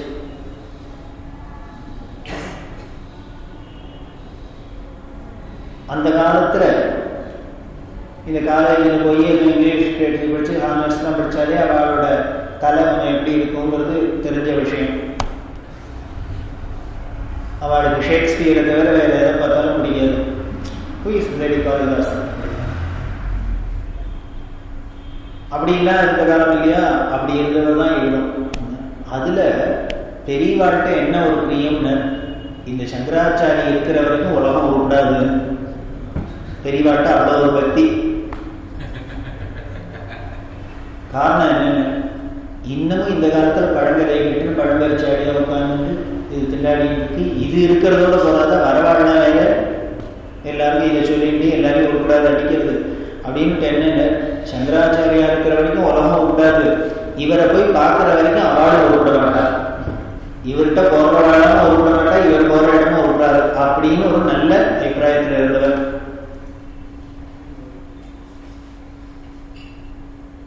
என்னமோ ஒரு உயிர் தத்துவம் உண்டு, ஆனா இதுக்கு நீங்க அத்தையும் விசிஷ்டாத்தையும் ஆஹா ஊக ஏதான்னு சொன்னா பிடிக்காது. இது அவன் சேர்ந்து ஏதோ பொருளை பண்ணியிருக்கா அப்படின்னா ஒரு நல்ல அபிப்பிராயத்தில் இருந்தவர். அவர் சொல்லுவார், நாஸ்திகன்னு சேர்க்க முடியாத என்னமோ ஒரு நல்ல பரம்பரையில பிறந்துட்டோம். ஆத்துல இவ பரம்பரையில சிதம்பரம் அவளுக்கு சொந்தபோது எங்கேயோ பாலக்காட்டிலேருந்து யாரோ ஒரு நம்பூதிரி தலையில ஒரு அம்பாள் துர்கா விக்கிரகம் வயல்ல உலகத்தே அம்பாள் கிடைச்சு விட்டு அதை என்ன பண்ணல. உடனே இந்த அம்பாள் சொப்பனத்துல வந்து சிதம்பரத்துல போய் ராமச்சந்திரநாத்தில் விடுவோன்னு. அவர் கேரளாவில் இருந்தவருக்கு சிதம்பரம் தெரியும், ஆனா என்ன ராமச்சந்திரர் எல்லாம் ஒன்றும் தெரியாது. என்ன பண்ணிட்டு அவர் தலையிலே தூக்கிட்டு நடந்து வந்துட்டார். கேரளாலேருந்து சிதம்பரம் வரைக்கும் வந்து அந்த ஒரு நோக்கில் கேட்கிறார். கேட்டு ஒரு வழியா என்னவோ அனுமானம் பண்ணி இவ வீட்டுக்கு வந்தது. இவ வீட்டுல வந்து உங்க ஆத்துல அம்பாள் கொடுக்க சொல்லியிருக்கா, வச்சுக்கணும். அவளுக்கு திடுதுப்புன்னு இங்கேருந்து யாரோத்தர் நான் கேரளாலேருந்து வரேன் அம்பாள் வைக்கணும்னு அவ வேண்ட மாட்டாளோ, அவ வாங்கி மாட்டேன்னு சொல்லி உடனே இதே அம்பாள் வந்து நான் வந்திருக்கேன் என்ன வரமாட்டேன் விட்டாதுன்னு சொல்றியான்னு உடனே சம்பளத்தில் சொல்ல பயந்து போய் வாங்கிட்டான். அப்படி பண்ணின்னு பூஜை தான் இன்னமும் இவரோட கசின் பிரதருக்கு சித்தப்பா பிள்ளை அவத்துல அம்பத்தூர்ல வச்சு பூஜை பண்ணிட்டு இருக்கா. அதிசுத்தரமா இருக்கும் அம்பாள். இவரே நல்லா பூஜை பண்ணின்னு தான். இவருக்கு ஸ்ரீ வித்யா உபதேசம் இவ அப்பாக்கெல்லாம் ராமகிருஷ்ணாபுரத்தில் அண்ணான்னு சொல்லுவா. அண்ணா சுப்பிரமணிய சாஸ்திரி அவர் தான் மந்திரோபதேசம் தான் பண்ணி வச்சார். அப்படி இல்லை உபாசனை பண்ணி இந்த குடும்பத்தில் வந்தா கூட இவருக்கு என்னமோ திடீர்னு இப்படி ஒரு விபரீத புத்தி. அதனால நாஸ்திகத்திலையும் ஜெயிக்க முடியாது, ஆஸ்திகமும் இல்லை அப்படிங்கிற ஒரு குடும்பம். அப்படி ஒரு இவர் குடும்பம்னு சொல்லிட்டு அவர் சொல்றார், இப்படி எனக்கு ஒரு பாவம் இருக்குங்கிறது எங்க அப்பா அம்மாவுக்கு கூட தெரியாதுங்க. காரணம் எங்க அப்பா ரொம்ப ஸ்ட்ரிக்ட். இப்படி தெரிஞ்சதுன்னா எனக்கு சிரச்சேதம் தான் அடுத்தது. அது மெயினாக விஷாதம்னு ஒரு நாளைக்கு பெரியவா ஓரிக்கையில் இருந்தால் ஓரிக்கைக்கு அழைச்சி போகணும்ட்டு எங்கள் அப்பா அம்மா நான் 3 பேரும் போகிறதா பிளான். எங்கள் அப்பா ஃப்ரெண்டு ஒருத்தர் கார் கொடுத்தார். அந்த காரில் போய் ஓரக்கையில் பெரியவாளை தரிசனிட்டு சாயந்தரத்துக்குள்ளே இருக்க 5 மணிக்கு காரை கொண்டு கொடுக்கணுங்கிறதுக்காக போகணும். காஞ்சிபுரம்னு அலர்ஜி. இவர் வேற எங்கேயான்னு கூட்டா பரவாயில்ல, அப்பாவோ காஞ்சிபுரம் போகிறேங்கிறார். வரலைன்னாக்க வீட்டில் இருக்க முடியாது, வேறு வழி இல்லை, போய் தான் ஆகணும். ஆனால் பெரியவாமையிலே இவ்வளோ பக்தி ஸ்ரத்த. இவரை பார்த்தாலே அடுத்தவா பார்த்தாலே பார்க்கணும்னா இவரே பார்க்க போனான். என்ன பண்ணுறதுன்னு தெரியல. வெறுப்புன்னா அப்படி ஒரு வெறுப்பில் ஏறி உட்காந்து காஞ்சிபுரம் போனோம். கோரிக்கையில் போனால் ஒரு வீட்டில் ரேடியில் உட்காந்துருக்கா பெரியவா. முதல்ல பெரியவாளை பார்த்தோம்னா ஷாக். என்னென்ன கஷாயத்தை காணும், விபூதியை காணும், ருத்ராட்சத்தை காணும். வேறுபட்டுக்கு ஏதோ ஒரு மூலையில் உட்காந்துருக்கிறது. இவர் உட்காந்துருக்கிறது கூட தெரியாத அறவரையாக ஒரு வெளிச்சம் ஊற்றி வளர்த்து. முன்னால் ஒரு மடி பண்ணிட்ட பாட்டிமா. அந்த பாட்டி ஏதோ கொண்டு வந்த முறுக்கு இருக்கு, ஏதோ பண்ணின்னு வந்திருக்கா சீடை. அதை ஒரு மூங்கித்தட்டில் கொட்டி, பெரியவா நான் மடியாக பண்ணிட்டு வந்திருக்கேன், பெரியவா ஏற்றுக்கணும்னு கொண்டு கொடுக்குறா. இதெல்லாம் பார்த்தோன்னே இவருக்கு ஒரு மாதிரி ஆயிடுது. காரணம் என்ன, அது இந்த ஆட்டுக்கு ஏற்கனவே விழுந்து விழுந்து போகிறாங்க. அப்போ சொல்லு, கோவில் வாசலில் இருக்கிற பிச்சைக்காரன் கூட சித்தனா இருக்கும், அதை விட கேவலமாக இருந்தது. அதை சொல்லிட்டு ஒரு பிராக்கெட்டில் சொல்லுவார், இதை கேட்டுட்டு என்னை யாருக்கும் இதை படித்தவாளுக்கு கணபதி ஓங்கி 4 சாத்தலாம் போல இருக்கும். இன்னைக்கு நான் படித்தாலே என்னையே 2 அடிக்கும் போல எனக்கு தோணும். என்னோட நான் இதை எதுக்கு சொல்லினேன், அன்னைக்கு எவ்வளவு பக்தி ஸ்ரத்தையோடு அங்கே போயினேன் பெரியவாழ்கிட்டேங்கிறதுக்காக, உங்களுக்குலாம் தெரியணுங்கிறதுக்காக போனேன். போகிறதுக்கே பிடிக்காத போயிருக்கேன். அங்கே பார்த்தாலும் அந்த ரூபம் துளி கூட இம்ப்ரெஸ் பண்ண. தெருக்கோடையில் இருக்கிற பிச்சைக்காரன் கூட கொஞ்சம் நல்லா இருக்கிறாப்புல இருக்குது. அப்படி ஒரு நான் ஏதோ சங்கராச்சாரியனா ஒன்றும் இல்லை, அப்படி உட்காந்துருக்கு. போராட்டத்துக்கு இவரை பார்த்தா எனக்கு பாவமாக இருந்ததுனால நின்று அந்த பட்சணத்தை பார்த்தாலே, கண்ணால் பார்த்தாலே நன்னாலே இதை சாப்பிடணும்னு வேற நம்ம சொல்கிறேன். இப்படி தினம் எத்தனை சோதனை வருமோ இருக்குது. அவர் சொல்லு, பட்சண ரூபத்தில் ரூபம் வரும் போல இருக்கு. இப்படிலாம் இருந்தது. அந்த பாட்டு மடிக்கடி பண்ணியிருக்கா. இதுக்கு மேலே என்னென்ன உள்ளே போகிறதே எங்கள் அப்பா சட்டையை கட்டிட்டு வாங்க. இது இன்னும் கோவம் கொடுத்து. காரணம், எனக்கு சட்டை கிட்ட கட்டி பழக்க முடியாது. ஒரு சங்கோஜம். நானே ரொம்ப எலும்பு தூரமாக இருப்பேன்.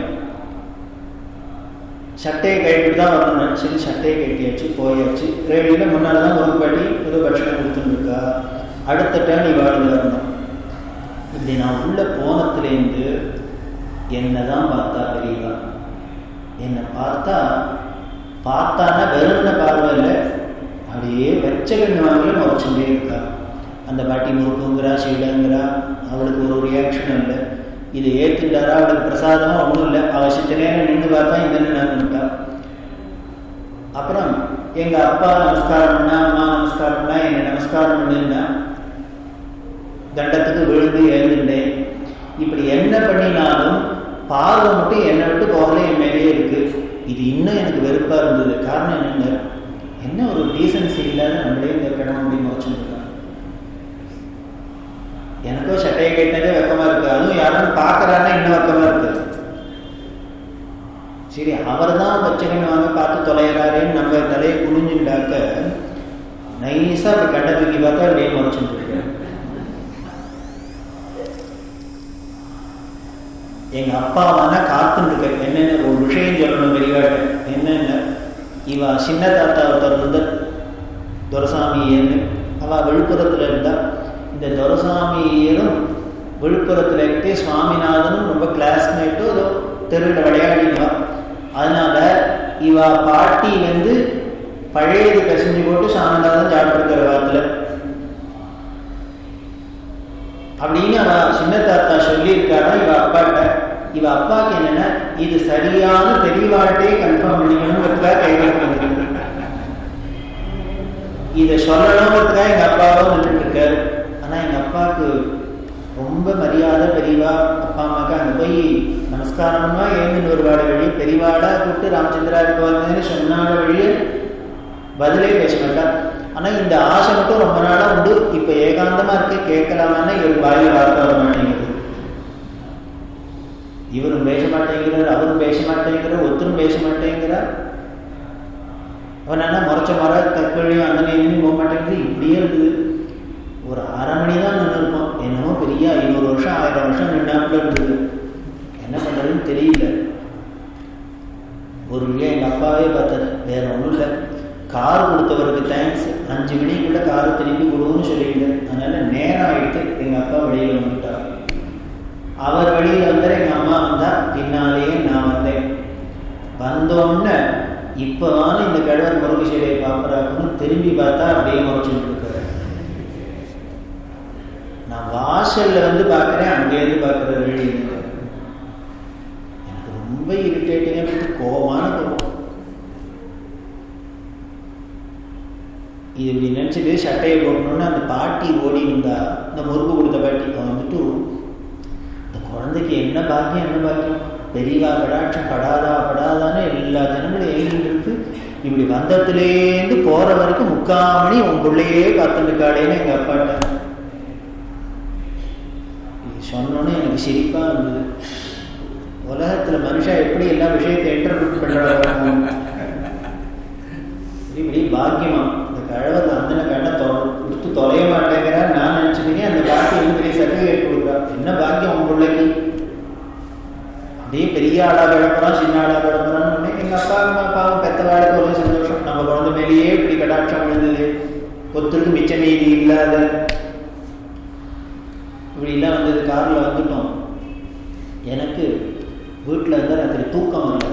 காரணம் என்ன, இந்த கழை ஏன் நம்மளையே இப்படி முறைச்சது. இதான் தூக்கம் வரல, என்னமோ பிறண்டு படுக்கிறேன். இப்படியே அன்னைக்கு போச்சு.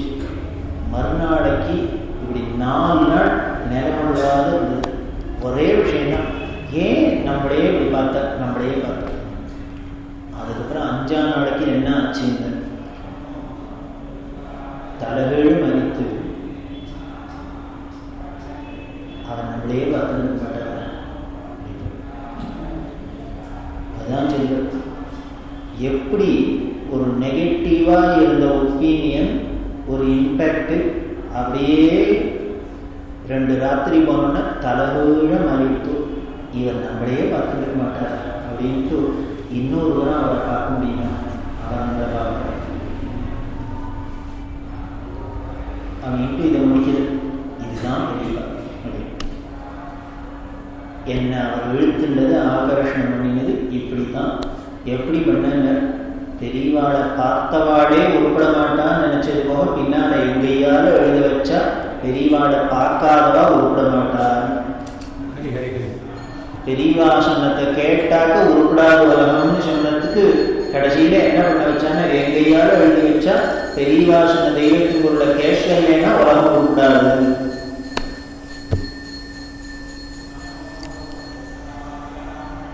அப்படின்னு எப்படி இருந்தது, எப்படி தலைவேட திருப்பி போட்டா அப்படின்னா, இதுதான் பெரியவா இதான் பெரியவா அப்படின்னு இதை சொல்லி சொல்லி அதுக்கப்புறம் பெரியவா பெரியவா பெரியவா பெரியவான்னு அப்படி ஒரு ஊக்கம்.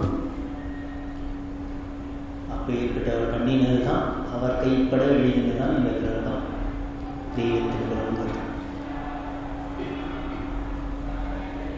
இப்பேற்பட்டவர் பக்தியை பற்றி சொன்னீங்கன்னா நம்ம தெரிஞ்சுக்கணும். பக்தின்னா என்ன அப்படின்னு யாரும் சொல்லி தெரிஞ்சுக்க முடியும்.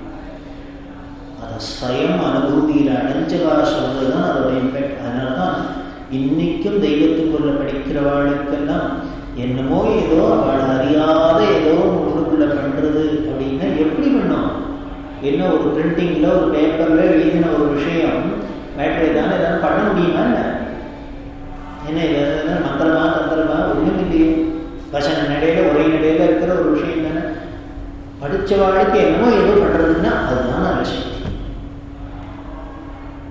புராண இதிகாசம் பாகவதத்தை படிச்சா என்னமோ இருக்கு அப்படின்னா என்ன இருக்கும், அதுலதான் இருக்கு. ராமாயணத்தை படிச்சா என்னமோ பண்றது ஏதோ மாறுறது அப்படின்னா இன்னும் ஒரு புஸ்தகத்தை படிச்சு ஒரு கதையை படிச்சு ஒரு கிரந்தங்களை படிச்சு யாரோ வேதனத்தை படிச்சு யாரோ சொன்னத்தை படிச்செல்லாம் அப்படி இல்லாம ஒரு மனசுங்கிறது மாறிடுவான்னு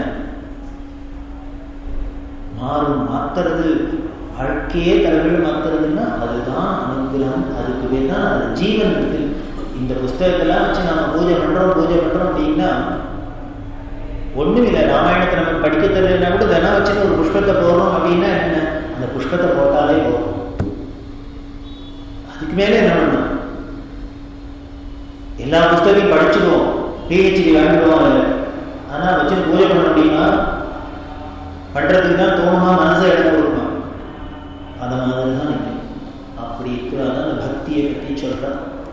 அந்த பக்தியோட அந்த தத்துவத்தை புரிஞ்சிக்கிறது தான் பக்தி. இன்னைக்கு கணபதி மகாத்மியத்தோடையே இந்த நிகழ்ச்சி போயிட்டு இருக்கு. ஆனால் எல்லாருக்கும் உபயோகமாக தான் இருக்கும். கணபதிங்கிறது யாருன்னு தெரியும், ஏதோ ஒரு எழுத்தாளர், ரைட்டர் அப்படின்னு பயப்படாதோ இல்லை.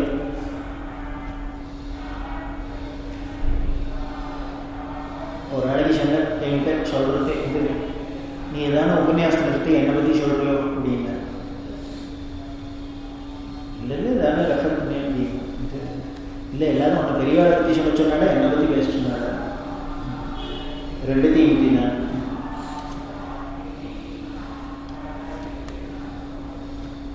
சரஸ்வதியை பற்றி பேசினா வேணையை பற்றி சொல்லாத எப்படி இருக்கிறது?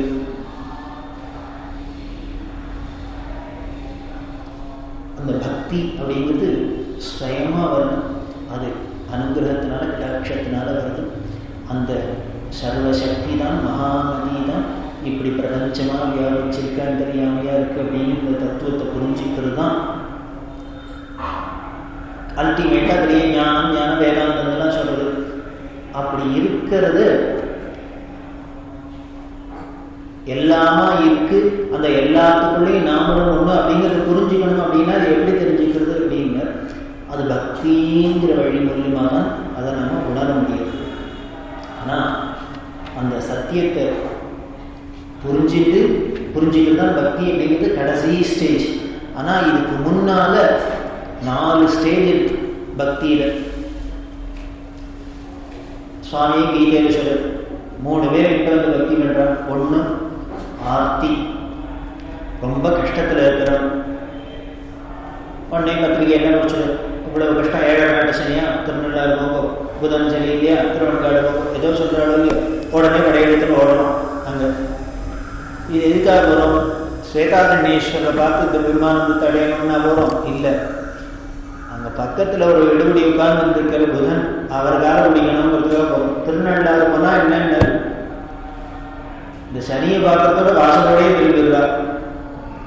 உள்ளுக்குள்ள திருக்காண்டீஸ்வரர் பாவம் விஷாதம் உட்காந்துருக்கு.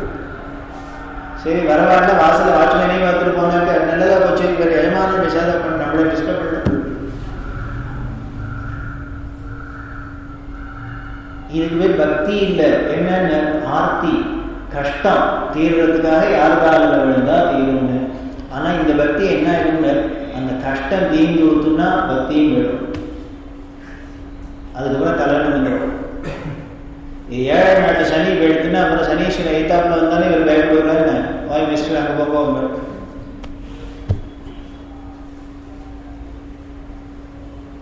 இந்த கஷ்டம் தீர்ந்து கொடுத்துன்னா பக்தி வேணும். இது ஆர்த்தி.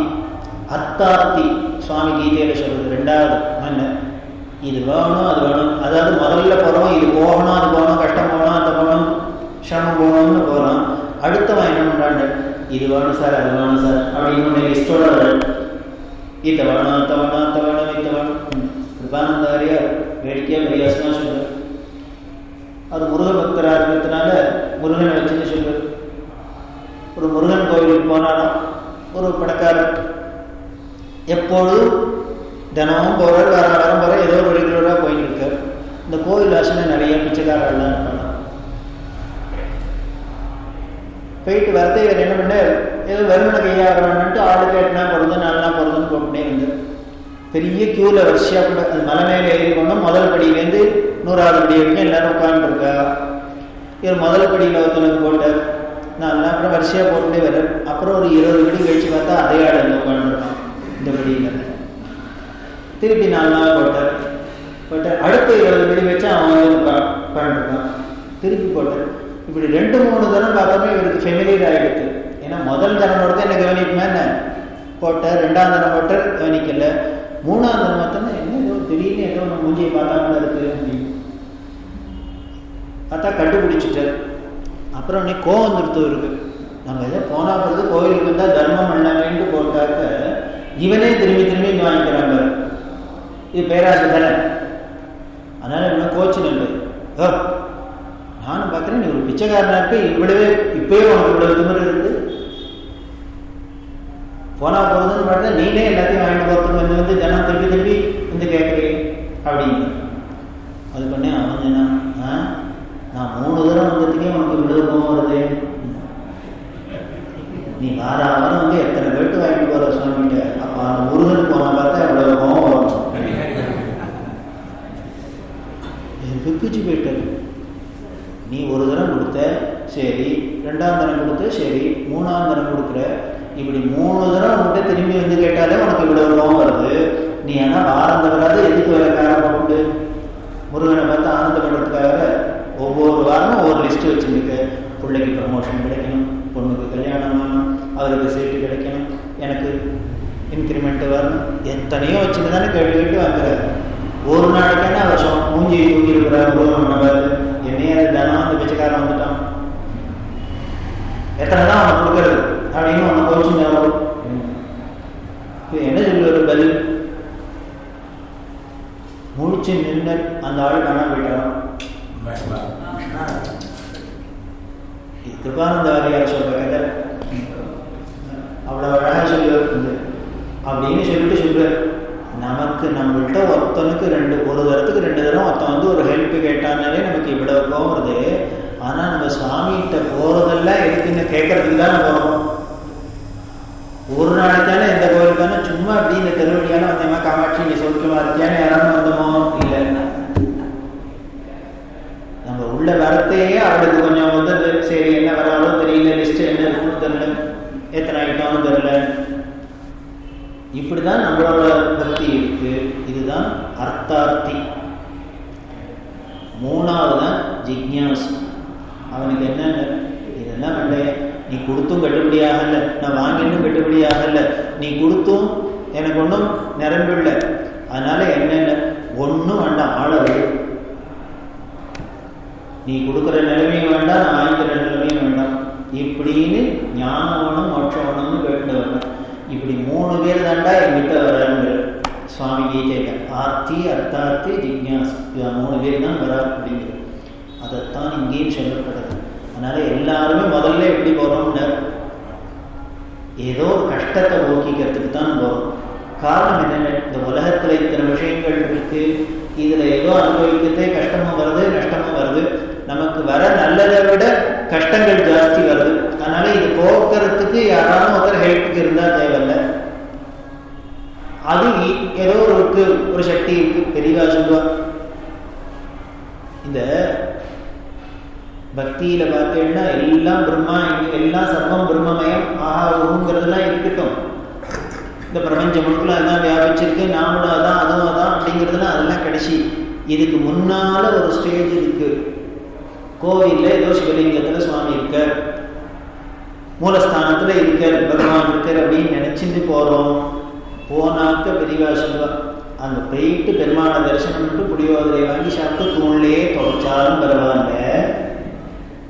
இப்ப இவன்கிட்ட போய் இந்த தூண்லயே அதே நரசிம்ம சுவாமி தான் இருக்காருன்னா எனக்கு புரியுமோ? இவர் வந்ததே புளியோதரை என்ன கேட்கலாம். இப்ப போய் இவற்றை தூண்ல துடைக்காத, நீ இல்லையா உனக்கு விவேகம் இல்லை, தூண்ல துடைக்கலாமா, அங்கேயும் சுவாமி இல்லையான்னா அவர் கோவில் வரதை நிறுத்துவார். அதனால பெரியவா சொல்றார், ஏதோ மூலஸ்தானத்துக்குள்ளையான சுவாமி இருக்காருங்கிற அளவுக்கு வந்தாரு.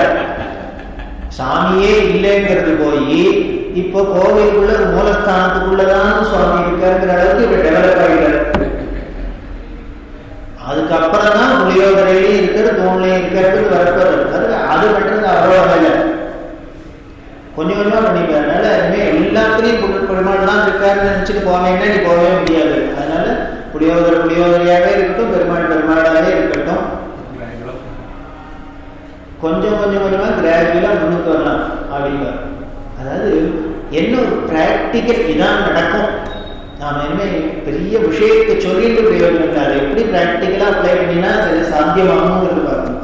அதுதான் சொல்றேன். அதனால உலக விஷயத்துல நாம இருக்கிறதுனால நமக்கு ஏதோ ஆசாபாசங்கள் இருக்கு, இது வேணும் அது வேண்டாம், இது போகணும் அது வேண்டாம் எல்லாம் கேட்டு தான் போகும். எதுக்குன்னா, அதனால இது முதல்ல சொன்னதுனால மட்டம்னு நினைச்சுக்க வேண்டாம். நம்ம இப்படியும் பகவான்கிட்ட போறோம்.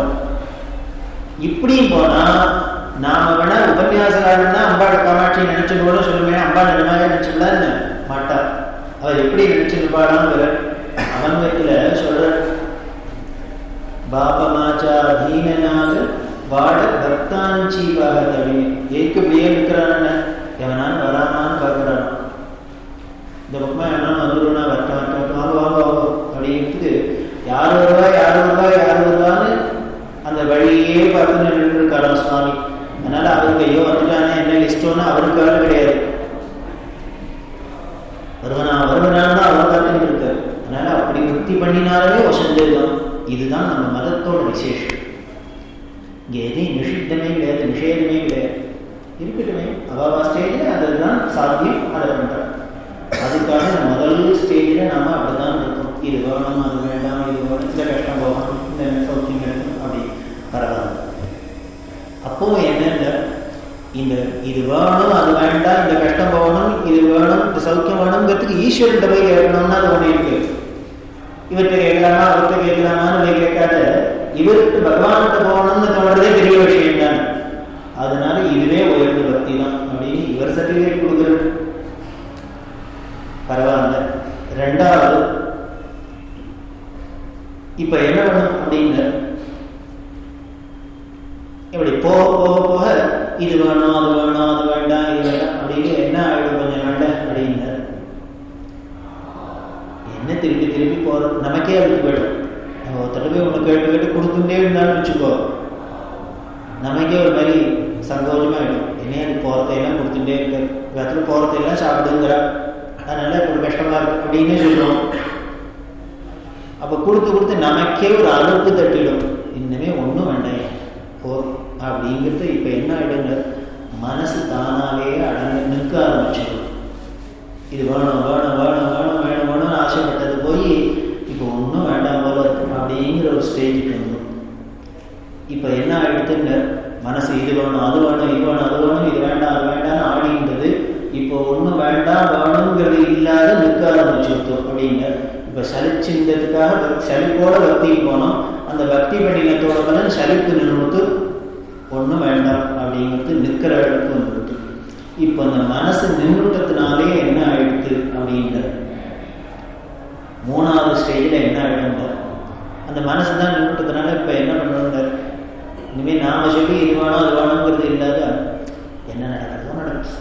ஈஸ்வர சந்தர் அவருக்கு தெரியும் எல்லாம், அவர் என்ன பண்ணுறாரோ பண்ண அப்படிங்கிற அளவுக்கு வந்துடணும். இதுக்கு பேர் தான் சரணாகதின்னு பேர். சரணாகதி சரணாகதி என்ன அப்படின்னா என்னென்ன, ஒரு எஜமானன் இருந்தார் அப்படின்னா எஜமானன்ட்ட அவர் என்ன பண்ணுறாரோ பண்ணட்டும். அவர்கிட்ட போய் நம்ம ஆர்டர் போகிறதுக்கு சார் இன்னைக்கு 8 மணிக்கு என்னங்கோ 10 மணிக்கு சாப்பிடுங்கோ நம்ம சொல்கிறதுக்கு இல்லை. ஏன்னா அவர் எஜமானன். எந்த வேதக்காரனான்னு சொல்லோட சார் எஜமானன் நீங்கள் 10 மணிக்கே சாப்பிடுவோம், நான் 11 மணிக்கு சாப்பிடணும், எனக்கு பசிக்கும் நீங்கள் முன்னாடி சாப்பிடுவோம்னு சொல்லுவோம் மாட்டேன். அதனால அவர் 3 மணிக்கு சாப்பிட்டாலும் இவர் 3 மணிக்கு தான் சாப்பிடணும், அவர் 8 மணிக்கு சாப்பிட்டாலும் இவர் 9 மணிக்கு சாப்பிடணும், அவர் சாப்பிட்டப்பறம் இவர் சாப்பிடணும். இப்போ அவர் போக்கில் விட்டுடும், நீ என்ன பண்ணுறியோ பண்ணு அப்படின்னு. இதுதான் சரணாகதி. ஈஸ்வரனை அவர் போக்கில் நீ என்ன வேணா பண்ணிக்கன்னு சொல்லு. இது நான் 3வது ஸ்டேஜுக்கு வந்துருக்கு சரணாகதி. 4வது பக்தியில இப்படி இது வேணும் அது வேண்டாம் இதை வேணும் அது வேணும் இப்படிலாம் இதுலே இருந்தாக்க ஒரு ட்ரையா இருக்கு.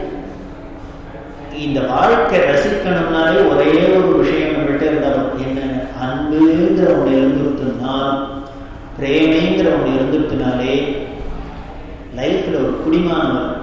இல்லையா வரட்டுன்னு இருந்தாக்க நல்லா இருக்கும். இந்த உலகமே பிரபஞ்சமே எதுல இருக்குங்க, அந்த அன்புங்கிற ஒரு லிங்க் இருக்கிறதுனால தான் இத்தனை விவகாரம் நடக்குது. இந்த அன்புங்கிறது நமக்கு எப்படி இருக்குன்னு, நம்ம வீடு, நம்ம வாசல், நம்ம அண்டையம், நம்ம கொண்டாட்டி, நம்ம குழந்தை, நம்ம சொத்து, நம்ம சனம், இப்படி நம்ம நம்ம நம்மத்தோடையே ஒட்டிட்டு இருக்கு. எதெல்லாம் நம்மளோட சம்மந்தப்பட்டிருக்கோ அதுக்கெல்லாம் பிரியம் இருக்கு. எதெல்லாம் நம்மளோட சம்மந்தப்படலையோ அதுக்கெல்லாம் நமக்கு ஒன்றும் லட்சியம் இல்லை. இப்படி இருக்கிற அன்பு என்ன ஆயிடுது அப்படின்னா, அந்த பக்தி பண்ண பண்ண பண்ண வளர வளர வளர இந்த நம்பதுங்கிறது போய் போய் உடனே என்ன ஆகிடும் அப்படின்னா ஒரு சத்சங்கம் செஞ்சால் நாம் எல்லாரும் ஒரே குடும்பம் சார், நாங்கள்லாம் இந்த டிவோட்டிஸ் அந்த டிவோட்டிஸ் அப்படின்னா சொல்லிட்டு இப்போ என்ன பண்ணாங்க, நம்மளோட குடும்பத்தை கொஞ்சம் எக்ஸ்டெண்ட் பண்ணிட்டோம். நம்ம வீட்டில் 4 பேராக இருந்தது 6 பேராக இருந்தது, இப்போ என்ன எடுத்துன்னு இதெல்லாம் இந்த சத்சங்க மெம்பர், நாங்கள்லாம் ராமாயண கிளாஸ் ஒன்றா போகிறோம், பாகவத கிளாஸ் ஒன்றா போகிறோம், பஜனைக்கு ஒன்றா போகிறோம் அப்படின்னு ஆரம்பிச்சது. இப்போ 4, 2, 6 இருந்தது, கொஞ்சம் அப்படி தாண்டி இருக்கும் அப்படின்னு. இது எதனால வந்தது? பக்தினால தானே வந்தது. எங்கேயோ பகவான்கிட்ட பக்தி வைக்க போக இப்போ அடுத்த வாழ்தான் நமக்கு ஏதோ ஓரளவுங்கிறாப்புல ஆகிடுது. இது போக போக என்ன ஆகிடுங்க, இந்த அண்டச்சராச்சரமே நம்மளோட உறவுங்கிற அளவுக்கு எக்ஸ்டர்ன் ஆகிடும். நம்மளோட இருந்தது அடுத்த வீட்டுக்கு தாவி, அடுத்த வீட்டிலேருந்து அந்த கிராமத்துக்கு தாவி, அந்த ஊருக்கு தாவி, அந்த நாட்டுக்கு தாவி, அதுக்கப்புறம் இந்த பிரபஞ்சம் முழுக்க நம்மளோட உறவுன்னு ஆகிடும். இதுக்கும் மேலே என்ன ஆகிடுங்க, இந்த பிரபஞ்சத்தில் இருக்கிற மனுஷாதான் இல்லை, எல்லா ஜீவராசியும் நம்மளோடதுன்னு ஆகிடும். இதுக்கும் மேலே ஆகிடும், அந்த ஜீவராசிகளே நாம தான் ஆகிடும். ஏன் முதல்ல அண்டச்சராச்சரத்திலையும் வியாபிச்சிருக்க அவன்தான்ங்கிற ஒரு பாவம் எதுக்கு ஞானத்தில் சொல்லிட்டே இருக்குன்னு, அது வந்தாதான் கடைசியில் இந்த ஸ்டேஜில் கொண்டு விடும். அப்படின்னா எல்லாம் நம்மளோடதான் ஆயிடுத்துன்னு போய் இப்போ எல்லாமே நான் ஆயிட்டேன்னு ஆயிடுச்சுன்னா அதுக்கப்புறம் நான் கேட்கறதுக்கு என்ன இருக்கு, கொடுக்கறதுக்கு யார் இருக்கா, வாங்கறதுக்கு தான் யார் இருக்கா, அடையிறதுக்கு தான் என்ன இருக்கு, பூர்ணம் ஆயிடுது. அவ்வளோதான், ஃபுல்ஃபில் ஆயிடுது. எப்போ இப்போ என்ன ஆயிடுத்துன்னு இந்த மனசு எங்கேயோ ஓடி போயிட்டு இருந்த இடத்துல அது ஒன்று இருந்ததுனால தான் நம்மளை அதைன்னு பிரித்து வச்சுட்டு அது நமக்கு வேணும் இது நமக்கு வேண்டாம்னு தெரிஞ்சது. இப்போ எல்லாம் நம்மளது நானே ஆயிட்டேன்னு ஒன்று மனசு இருந்தால் இந்த பாகம் வர முடியாது. அது இல்லாத போயிடுது. இதனே மோட்சம் ஜீவன் முக்தி, இதைத்தானே வேதாந்தம் சொல்றது, சாஸ்திரம் சொல்றது, எல்லாம் பண்றது. இதுக்கே மிக அண்டிக்கிற இப்படி ஒரு ஸ்டேஜ் வரணும்னா பக்தி பண்ணு. முதல்ல எனக்கு இது வேணும் அது வேணும்னு போய் லிஸ்டோட இப்படி போக போக கடைசியில் 5வது ஸ்டேஜில் கொண்டு எப்படி ஆரம்பிச்சுருது, கஷ்டத்தை போகணும், இது வேணும் அது வேணும்னு ஆரம்பித்தோம். கடைசியில் என்ன ஆகிட்டாங்க, எனக்கு கஷ்டமே இல்லை, ஒன்றுமே இல்லை, அடையிறதுக்கே ஒன்றும் இல்லை, இதுக்கு மேலே ஒன்றும் இல்லைங்கிற அளவுக்கு பூர்ணமாகிடும். இதுதான் பக்தியோட பிரயோஜனம். இதுதான் கோபாலகிருஷ்ண பரமேஸ்வரர் பக்தி பண்ணிகிட்டே இருந்தால் முக்தி வரலாமே கீர்த்தனத்தில் பாடுறோம். அது பக்தி பண்ணிட்டே இருந்தால் முக்தி வருவான்னு சாதனை வேண்டாம். என்ன சாதனை ஸ்பெஷலாக வேணும், இது ரொம்ப சுலபமான சாதனையாக இருக்கு. இதுக்கு மூக்க பிடிக்க வேண்டாம், நாக்க பிடிக்க வேண்டாம், மற்ற பண்ண வேண்டாம், அடையோகம் பண்ண வேண்டாம், விரதம் இருக்க வேண்டாம், உபவாசம் இருக்க வேண்டாம், நன்னா சுந்தர சாப்பிடு, நன்னா அடையத்துன்னு, நன்னா புளிஞ்சாத்து சாப்பிடு, என்ன வேணும் பண்ணு, என்ன சுவாமிக்கு நைவேத்தியம் மட்டும் சாப்பிடு, பிரசாதம் பகவத் பிரசாதம். பக்தி பண்ணிட்டு தான் முக்தி வரும். அதுதான் பக்தியோட பெரிய பிரயோஜனம். அதான் ஆச்சாரியா சொல்றா, அந்த பக்திங்கிறது என்னென்ன மோட்ச சாதனத்தில் பக்தி தேவ கரியஸ்ரீ அப்படிங்கிறது. மோட்சத்தை அடையிறதுக்கு பல சாமகிரிகள் சொல்லி இது வேணும் அது வேணும் இதெல்லாம் தான் மோட்சம். அதில் இருக்கிறதுலே பெரிய சாமான இது உயர்ந்தது எதுங்க, பக்தி தேவ கரியஸ்ரீ. அதுதான் நமக்கு மகான்கள்லாம் இந்த பக்தி மார்க்கத்தில் வந்த ஞானிகள்லாம் உத்தமர்கள்லாம் சாதுக்கள்லாம் எதை சொல்றாங்க, இதைத்தான் சொல்றாங்க. இப்படி வேதாந்தம் சொல்றது, வேதம் சொல்றது, சாஸ்திரம் சொல்றது தான் அவ நமக்கு புரியாமல ஏதோ சாகித்யத்தில் கீர்த்தனத்தில் அப்படி இப்படிலாம் சொல்லிட்டு அந்த பக்தி. சரி, இது மோட்சம் வரைக்கும் கொண்டு போயிடும். இப்போ மோட்சம் அடைஞ்சுட்டா என்ன ஆயிடும்னு, மோட்சம் அடைஞ்சாலும் பக்தி நிற்குமாம். ஜீவன் முக்தர்த்த பார்க்கிறவன் பிரம்மேந்திரால் படிக்கிறோம். பிரம்மேந்திரால் சரித்திரத்தை எடுத்தா பிரம்மேந்திரால் போவானே சுகாச்சாரியால் என்ன சொல்றாங்க, பக்தியை பற்றி அப்படி உருவல் அப்படின்னா பாகவத்தில் பார்த்தா அதுக்கு பிறந்த அன்னையிலேயே பிரம்மனிஷ்டராக இருந்தவருக்கு பக்தின்னு ஒன்று இருக்கு தனியான்னு சொல்லுவானே, இவர் தான் மோட்சத்தை அடைஞ்சிட்டாரு, அப்புறம் பக்தியை பற்றி இவர் உருவானே அப்படிங்கிற. அதுதான் பெரியவா சொல்றார். என்ன ஆயிடும்னு, இந்த அத்வைத அனுபூதியில மோட்சம் அடைஞ்சவனுக்கு கூட அப்புறம் பக்தி இருக்குமா. அதுக்கு சாட்சி தான் மகான்கள் தான். சதாசிவ பிரம்மேந்திராவில் என்ன சொல்றாங்க? மானச சஞ்சரை, பிரம்மணி மானச சஞ்சரை அப்படிங்கிற. இவர் பிரம்மத்தோட சஞ்சரின்னே தான் சொல்ற. மனசுக்கு இவர் தான் மோட்சத்தை அடைஞ்சவளுக்கு மனசே இருக்காது. அப்புறம் பிரம்ம வேற இல்லை, தான் வேற இல்லையே, அகம் பிரம்மாஸ்மி ஆகிட்டாரு, எங்கே வருதுன்னர். அப்படி அடைஞ்சா கூட இன்னமும் உலக விவகாரத்துக்காக இது இருந்துட்டு இருக்கான், காமிக்கிறதுக்காக. பிரம்மணி மானச சஞ்சரை அப்படிங்கிற. இன்னும் சொல்ற எல்லாம் என்னோட மனசுல எப்பொழுதும் பகவான் நாடி இருக்கான், ராமன் நாடி இருக்கான் அப்படின்னு சொல்ற. அவன் எப்படி இருக்கான் அப்படின்னா ஒவ்வொரு கீர்த்தனத்துல பிரம்மேந்திராள் கீர்த்தனத்தை எடுத்து பார்த்தாலே அந்த பிரம்மானுபூதியை தான் ஒரு ராமன்னு பேரை கொடுத்து, கிருஷ்ணன்னு பேரை கொடுத்து, இப்படி எல்லாம் ஒரு ரூபத்துல நாம ரூபத்துக்குள்ள சொல்லியிருக்காரு. அது சகுணமா இருக்கிறதே அனுபவமா இருக்கு, நிர்குணமா இருக்கிறதே தத்துவமா இருக்கு. அவ்வளவுதான். பிரம்மம் நிர்குணம் அப்படின்னா அது ஒரு தத்துவம். அதை புரிஞ்சிக்கவே முடியாது யாராலையும். அதை புரிஞ்சுக்கணும்னா சகுணமா ஆகும்.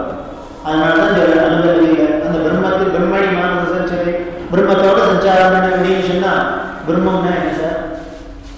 அப்புறம்னா அதோட போய் நான் கட்டினா அவங்க மட்டும் சஞ்சாரம் பண்றது உடனே சொல்றேன். அப்பா பிரம்மன்னா வேறமே சொல்ல முடியலன்னு கொடுத்தோம். அப்புறம் நான் எப்படி தனியா சொல்றது அப்படிங்க. போனா போறதுன்னு உனக்கு சில ஐடென்டிபிகேஷன் வேணா சொல்றீங்க. இந்த க்ளூதரை இதை வச்சு நீ பிரம்மா என்னன்னு கண்டுபிடிச்சுக்கோ. என்னன்னு மதசிக்கு கிஞ்சாலங்கிருத சிக்குரே மகனி மகனீய கபோல விஜித மூடு. அப்படி தலையில ஒரு கொட்டையை போட்டு ஒரு மயில சொல்லிட்டு இருக்கும் அப்படின்னு ஒரு அதாவது கிருஷ்ணன்னு சொல்லக்கூடாதான், பேரை சொல்லாத.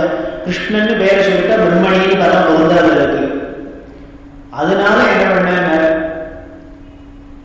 பேரை சொல், அதாவது அதான் மகான்களோட சாகித்யத்தோட அழகு. என்ன எப்படி இது என்ன இதை உட்காந்து யோசனை பண்ணிட்டு தானே எழுதியிருப்பாருன்னு அனுபூதியில வந்தா தான். இப்ப நீனாவே ஃபில்லப் பண்ணிக்கணும். ஓ தலையில கொண்டையை போட்டு அதில் மயில சொல்லு, புள்ளாங்கல்ல சொல்லிட்டு இப்படின்னா இருந்ததுன்னா கிருஷ்ணன் அதுதானே உனக்கு தான் தெரிஞ்சு விட்டேன் பிரம்மன்னா என்னன்னு. அதோட ஒரு போய் விளையாடு. பிரம்மத்தோட இருக்குன்னா கையில் ஒரு வில்ல வச்சுட்டு இருக்கோம், இப்படி ஒரு அம்பை வச்சுட்டு இருக்கோம், பக்கத்தில் ஒரு கொண்டாடியோட போகும். அப்படின்னா இது எங்கேயும் யாரோ பார்த்த மாதிரி இருக்கு, நான் வரட்டேன், அதான் தெரிஞ்சுக்கிட்டேன் வந்து அதோட போய். இப்படிதான் நமக்கு சொல்லித்தர. இதுதான் பிரம்மனிஷ்டர்கள் கூட பக்தி அப்படின்னா பக்தியோட பெருமை இப்பதான் தெரியும். மோட்சம் அடைஞ்சா கூட அப்புறமும் இருக்கான். அந்த உயர்ந்த நிலையில இருக்கிறதே என்ன பிரம்மேந்திரான்னு சொல்லுவேன். நம்ம ஒரு சாமானை தொலைச்சிட்டோம்னா எவ்வளவு துண்டா நம்ம வாங்கின ஒரு சாமான் காணா போயிடுது. இல்லை நம்ம வீட்டிலேயே இருந்து நம்மளோட உறவு ஒட்டு உறவு யாரோ நஷ்டம் அடைஞ்சிடும் அப்படின்னா எவ்வளவு தவிக்கிறோம். நம்ம பிள்ளைய காணா போயிட்டு ஸ்கூலுக்கு போன குழந்தை காணும் அப்படின்னா என்ன பண்ணுறோம், பேப்பரில் கொடுக்குறோம், அதை பண்ணுறோம், டிவியில் சொல்கிறோம், காணும் என் குழந்தை காணும் தேடுறோம். இப்படி நம்மளோட சாமான காணும்னாலே தேடுறோம். ஆனால் நம்மளை காணும்னு யாராலும் தேடுறோம். பிரம்மேந்திர கேட்கிறார், ஐயா நீ ஏதோ வாங்கின சாமான தொலைச்சிட்டு இந்த வீடு தேடுற, இவ்வளோ தாழ்ப்படுற, இவ்வளோ கஷ்டப்படுற, உன்னையே தொலைச்சிட்டு நிற்கிற, இதுக்கு யாராலும் ஒரு நாளைக்கு யோஜனை பண்ணிக்குவோம். அதனால என்ன சொல்ற, மஹ்யம் தேகீச்ச பகவன் மதீயமேக ஸ்வரூபமானந்தம் அப்படின்னு பிரம்மேந்திராள் சொல்ற. என்னையே எனக்கு உருவாக்குது. எப்படி தொலைச்சான் எல்லாத்தையும், என்ன தொலைச்சேன்னு நீ உலகத்துல மாயினால இத்தனை சாமான காமிச்சு என்ன விட்ட, என்ன மறக்கடிச்சு அதை ஞாபகம் வச்சு முடியுமா பண்ணிட்ட, என்ன தொலைச்சு அதெல்லாம் முடிக்க முடியுமா பண்ணிட்ட. அப்ப என்ன பண்ண கொடுக்கணும்னு அதெல்லாம் மறைச்சின்னா நான் தெரியும். ஒன்னும் நான் தெரியுமே இல்லை அது தெரியும். இப்ப நீ அந்த வேடிக்கையெல்லாம் மாயாஜலம் காமிச்சு என்ன மறக்க முடியுமா பண்ணிட்ட. அதெல்லாம் நாம பாக்குற மாதிரியோ சினிமா பார்த்துருந்தா அழகு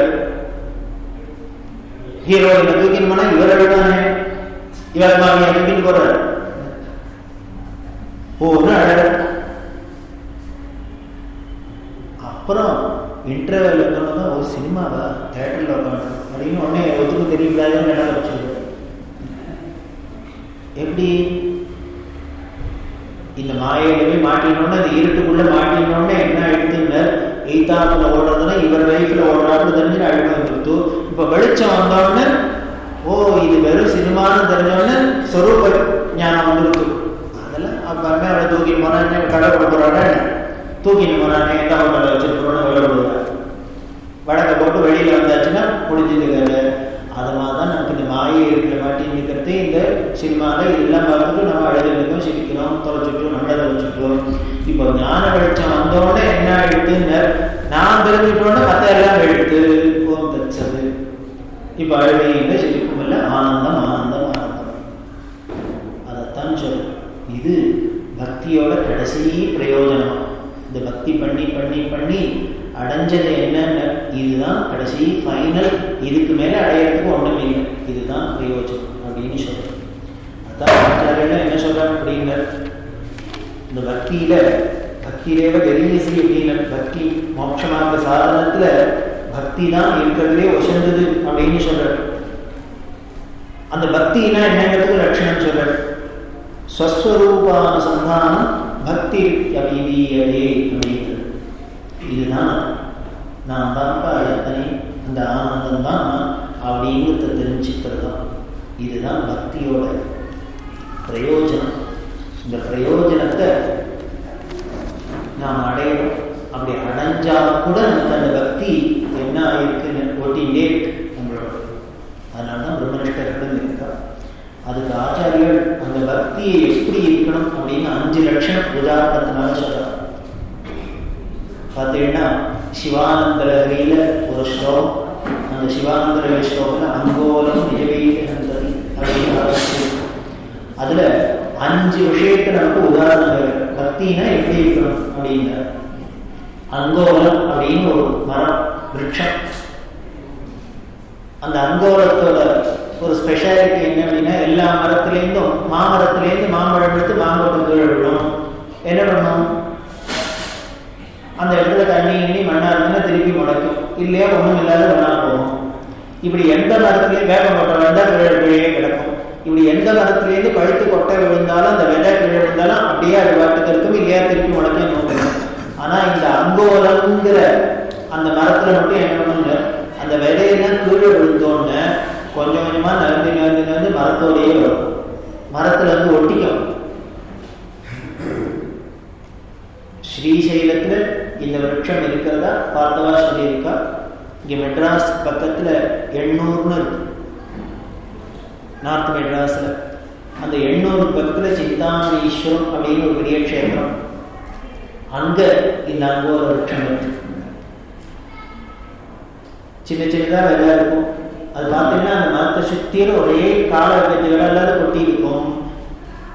அந்த மரத்தில் பார்த்தீங்கன்னா மரம் முழுக்களும் ஒரே இந்த அம்மை கொட்டினாலும் கொட்டி கொட்டி கொட்டி கொட்டின்னு இருக்கும். இது கொஞ்ச நாள்ல அப்படி இருந்ததுன்னா நந்து வந்துடும். எங்க விழுந்தாலும் மரத்தை நோக்கியே நந்து வரும், தானே வரும். எப்படின்னா அதுதான் ஈஸ்வர சிருஷ்டி. வந்து என்ன ஆகிடும், மரத்தோடையே ஒட்டிவிடும். மரத்தில் ஒட்டின்னு என்ன இப்போ போனேன்னா அது மரத்தில் நம்ம உண்டாக்குறதுல இருக்கும். இன்னொரு 2 வருஷம் வச்சு போனேன்னா அந்த மரத்தில் ஒட்டின்றது காணும், மரமோட மரமாக போயிடும். மரத்திலேருந்து இருந்து மரத்தில் நுழைச்சி கீழே விழுந்து அப்புறம் மரத்துக்குள்ளேயே வந்து மரமாகவே ஆயிடுது. இதைத்தான் பிரம்மத்திலேருந்து இந்த லோகம் சிருஷ்டியாகி நாமெல்லாம் வந்து அப்புறம் வெளியிலேருந்து ஆட்டி பாடி எல்லாம் பண்ணி கீழே கடைசியில் அதுக்கு போய் அதுவாகவே ஆகிடும். இந்த அத்வைதானுபூதியை காமிக்கிறதுக்குன்னே, திருஷ்டாந்தத்தில் காமிக்கிறதுக்குன்னே ஒரு விருட்சத்தை சிருஷ்டி பண்ணியிருக்கிற ஈஸ்வரன். இதைத்தான் ஆச்சாரியால் சொல்றா, நம்மளுக்கும் எப்படி இருக்கணும்னு. அந்த ஈஸ்வரன்டேந்து வந்தும் நம்மளோட ஆசை முழுக்கல அந்த ஈஸ்வரன்டையே திருப்பி அடையும். இந்த விதைக்கு என்ன இருக்கும்னு நீங்க எங்க திருப்பி வச்சாலும் அந்த திருப்பி விடும். எந்த மரத்திலேன்னு இருந்ததோ அந்த மரத்தை பார்த்து நீங்க அந்தனை போட்டு வடக்க போட்டாலும் சரி, தெற்க போட்டாலும் சரி, கிழக்க போட்டாலும் மேற்க போட்டாலும் சரி, அது எப்படி திரும்பவும் தெரியாது. திரும்பிட்டு கொஞ்ச நாள்ல நந்து துளுத்தினா நந்து வரையே பார்க்கலாம். சரி, அதெல்லாம் வந்து ஒட்டிடுவோம். இதை மாதிரி நமக்கு வரணும். நம்ம பக்தியோட பிரயோஜனம் என்ன, அந்த ஈஸ்வரன் அடையணும், அந்த மூலத்தை அடையணும், ஈஸ்வரன் அதையே நோக்கிட்டு போகணும். இது ஒன்று. 2வது உதாரணம் அயக்காந்தம் அப்படின்னு. காந்தம் இரும்பு மாதிரி. இந்த ஊசி வச்சா காந்தத்துக்கு இப்படி பக்கத்தில் இருக்கிறதே பொருள்னு இருக்கிறது. அது மாதிரி நம்மளோட மனசும் அந்த ஈஸ்வரன்கிட்டயே ஆகர்ஷணம் இருக்கும். அப்படி மாறிட்டே இருக்கணும். எப்போ அந்த ஈஸ்வரனுக்கே நகரும் மனசு அப்படின்னு அந்த ரேடியஸ்க்குள்ள இருந்தாலும் அந்த காந்தத்தை எல்லையை தாண்டி போயிடுச்சுன்னா அது வெளியே எடுக்கும். அது மாதிரி நம்மளும் என்ன பண்றோம், அந்த பக்திங்கிற எல்லையை தாண்டி வெளியில போயிட்டோம்னா உலகம் எடுத்து விடுவோம்ல. அந்த பக்திங்கிற எல்லைக்குள்ள வந்துட்டோம்னா இவர் எடுத்து விடுவாரோட. சத் சங்கத்தோட பிரயோஜனமே அதான். இந்த சத் சங்க எல்லையை விட்டு அந்த ஆச்சாரியர் எதனால மோட்சத்துக்கு எதை பெரிய விஷயமா சொல்ற, சத் சங்கம். உனக்கு மோட்சம் வேணும்னா நீ ஒண்ணும் பண்ணாத, நேர சத் சங்கத்துக்கு போகணும். சத் சங்கத்தே நிஸ்வர்கத்துவம், நிஸ்வர்கத்தே நிர்மோகத்துவம், நிர்மோகத்தே நிச்சயத்துவம், நிச்சயத்தே ஜீவன் முக்தி. படிச்சு 3 ஸ்டேஜ் மோட்சம் வந்துருக்கு. ஆனா நம்ம பண்ற ஸ்டேஜ் என்னன்னு, சத் சங்கத்துக்கு போக வேண்டியது, அவ்வளவுதான். நிஸ்ஸங்கம் வர முடியாது. சத்சங்கம் நடக்கிற இடத்துல என்ன அசத்தை சினிமா கொடுக்குறாங்க என்ன சொல்லுவா. அவர் என்ன பண்ணுவார், அசத்து தானாவே போயிடலாம். இவர் 4 தடவை நீங்க சத்சங்கத்துக்கு வரையும் வாங்கோ, அப்புறம் அவரே என்ன பண்ண அது அசத்திய கதைக்கு போறேன்னு போயிடும். நீ வா அப்படின்ட்டு அவங்க பாட்டுக்கு கடையில் அடிச்சுட்டு போயிடும். அவளாவே ஒதுங்கிடும், நிஸ்ஸங்கம் தானே விளைவிடும். அது மாதிரிதான் அந்த காந்த எல்லைக்குள்ள வரத்துக்குறாப்புல நம்ம சத்சங்கத்துக்குள்ள பிரவேசிச்சுட்டோம்னா அவர் நம்மளை எடுத்துக்கொடு அப்படி இருக்கும். அதே மாதிரி 3வது பதிவிரதை. பதிவிரதைக்கு எப்படி இருக்கும்னு மனசு எப்ப பாரு புருஷனை சுத்தியே தான் இருக்கும். அவர் என்ன பண்ணாரோ தெரியல, தன்னை காப்பி குடிச்சாரோ தெரியல, அவருக்கு மாத்திரை போட்டாரோ தெரியல, அவர் தூங்கினாரோ, அவர் ஒன்று நினைச்சிருக்காரோ, ஆபீஸ்ல டியூட்டியில எங்கேயோ டூருக்கு போனான்னா அப்படியே சாப்பிட்டுவிடும், அப்படியே மாத்திரை போட்டுவிடும், அப்படியே ஊசி போட்டுவிடும், அப்படியே கொடுத்து அவர் நினைச்சுருக்கிறோம். அவர் நினைச்சிருக்க மாட்டேன், தெரியல, அவனுடைய எண்ணம் தான் இருக்கான்னு நினைக்கிறேன்.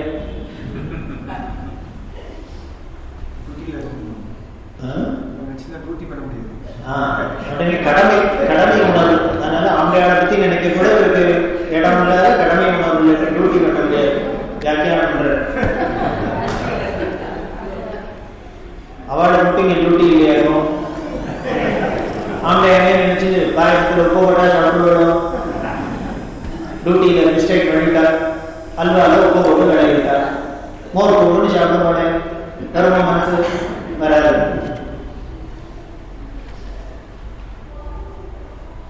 ஆனா இதுதான் பதிவுகள். அது இந்த அழகெல்லாம் நம்ம தேசத்துல தானே பார்க்கலாம். வேற எங்கேயாலும் அமெரிக்காவில் பிலாசபர் இதை சொல்ல முடியுமா? பதிவுகளுக்கு பதிவிட்டு இருக்கிறாங்க, பக்தி பண்ணணும்னா முடியுமோ? பெரியவாட்ட சுப்பிரமணியபுரம்னு கோடம்பாக்கத்தில் அங்கே பெரியவா இருந்தா, ஆஸ்திரேலியாவிலேருந்து ஒரு தம்பதிகள் வந்திருந்தா, பான்ஸ் நாராயணன் பெரியவாட்ட இருந்தது. அவர்கிட்ட சொன்னா, நான் எங்களுக்கு சில சந்தேகம்லாம் தெரிஞ்சுக்கணும் ஃபிலாசபியில், பெரியவாட ஏகாந்தமாக தரிசனம் பண்ணி கேட்டுக்கணும் அப்படின்னு. பெரியவா ஏதோ சொல்லி ஒரு நாளைக்கு வந்து, இப்போ அயோத்தியா மட்டும் பெருசா இருக்கு, அப்போ பெரிய குடிசை இதுவாக இருந்தது, அங்கே பெரியவா போயிருந்தா அங்கே வர சொல்லுவாடன்னா, ராத்திரி உட்காந்துக்கிட்டே வளர்க்க போ அப்படின்னா. அவள் முதல்ல இன்ட்ரடியூஸ் பண்ணிட்டான். நாங்கள் என் பேர் இது, இவன் பேர் இது, நாங்கள் ஆஸ்திரேலியாவிலேருந்து வந்திருக்கோம், எங்களுக்கு இந்த ஃபிலாசபிலாம் ஒரு ஆர்வம் இருக்குது அப்படின்ட்டு இன்ட்ரடியூஸ் பண்ணுறதே அவள் சொன்ன வார்த்தை. இது அவள் சொன்னதான் நான் மிகைப்படுத்தி சொல்கிறேன். இதை கேட்டவர் இன்னும் மாம்பழத்தில் இருக்க பான்ஸ் நாராயண். அவள் 2 பேரும் சொன்னால், நாங்கள் 2 பேரும் ஹஸ்பண்ட் அண்ட் ஒய்ஃபாக 30 வருஷமாக இருக்கோம். இதை சொன்னோன்னு பெரியவா பற்றி இவரை பார்த்து சிரிக்கிறார். இது பொல்லாத்தனம் தானே, அவள் இன்ட்ரடியூஸ் பண்ண இவரை பார்த்து சிரிப்பான்னு. அப்புறம் பெரியவா சொல்கிறா, அவன் இன்ட்ரடியூஸ் பண்ணுறதே ஒரு வார்த்தை சொன்னால் நீ கவனிச்சியோ என்ன, 30 வருஷமா அப்படியே முண்டாட்டியாக இருக்கும்னு அவள் பெருமையாக சொல்லிக்கிறாப்புல இருக்கு. நம்ம தேசத்தில் யாரும் இப்படி சொல்லி முதல்ல சொல்லணும்னு தோணும். ஒரு ஃபாரினர் அவள் வந்து பார்த்தா, நம்ம கஷ்டம் நம்மளோட இதெல்லாம் பார்க்கணும், உபநயனம் எப்படி நடக்கிறது, கல்யாணம் எப்படி நடக்குது, சீமந்தம் எப்படி நடக்குது, எல்லாத்தையும் பார்க்கணுங்கிறதுக்காக வந்திருந்தா. அதில் சதாபிஷேகத்தை பார்த்தா அவள் கேட்குற கேள்வி, இன்னும் 80 இயர்ஸாக 2 பேரும் ஹஸ்பண்ட் அண்ட் ஒய்ஃபாக இருக்காள். இது என்ன கல்யாணத்துக்கு ஒரு ஒய்ஃபு, சஷ்டி சதுர்த்திக்கு ஒரு ஒய்ஃபு, சதாபிஷேகத்துக்கு ஒரு ஒய்ஃபாக வச்சுப்பா. அது உங்கள் நாட்டில், எங்கள் நாட்டில் சதாபிஷேகம் நடந்தால் இப்படிலாம் நடக்கும். நன்னாலையோ பிடிச்சிருக்கோ பிடிக்கலையோ நம்ம வந்தால் வந்ததுதான், அவ்வளோதான். இப்படி இருக்கிறது தான் நம்மளோட கலாச்சாரம். ஆனால் இதை எதுக்கு கொஞ்சம் ஜாஸ்தி சொல்கிறேன் அப்படின்னா, இந்த காலகட்டத்தில் ரொம்ப இந்த ஒரு பெருமை தெரியாத இருக்க குழந்தைகள் ஏதாவது ஆனா ஒன்று எலிமினாக்குன்னா அவனை டைவர்ஸ் மாபா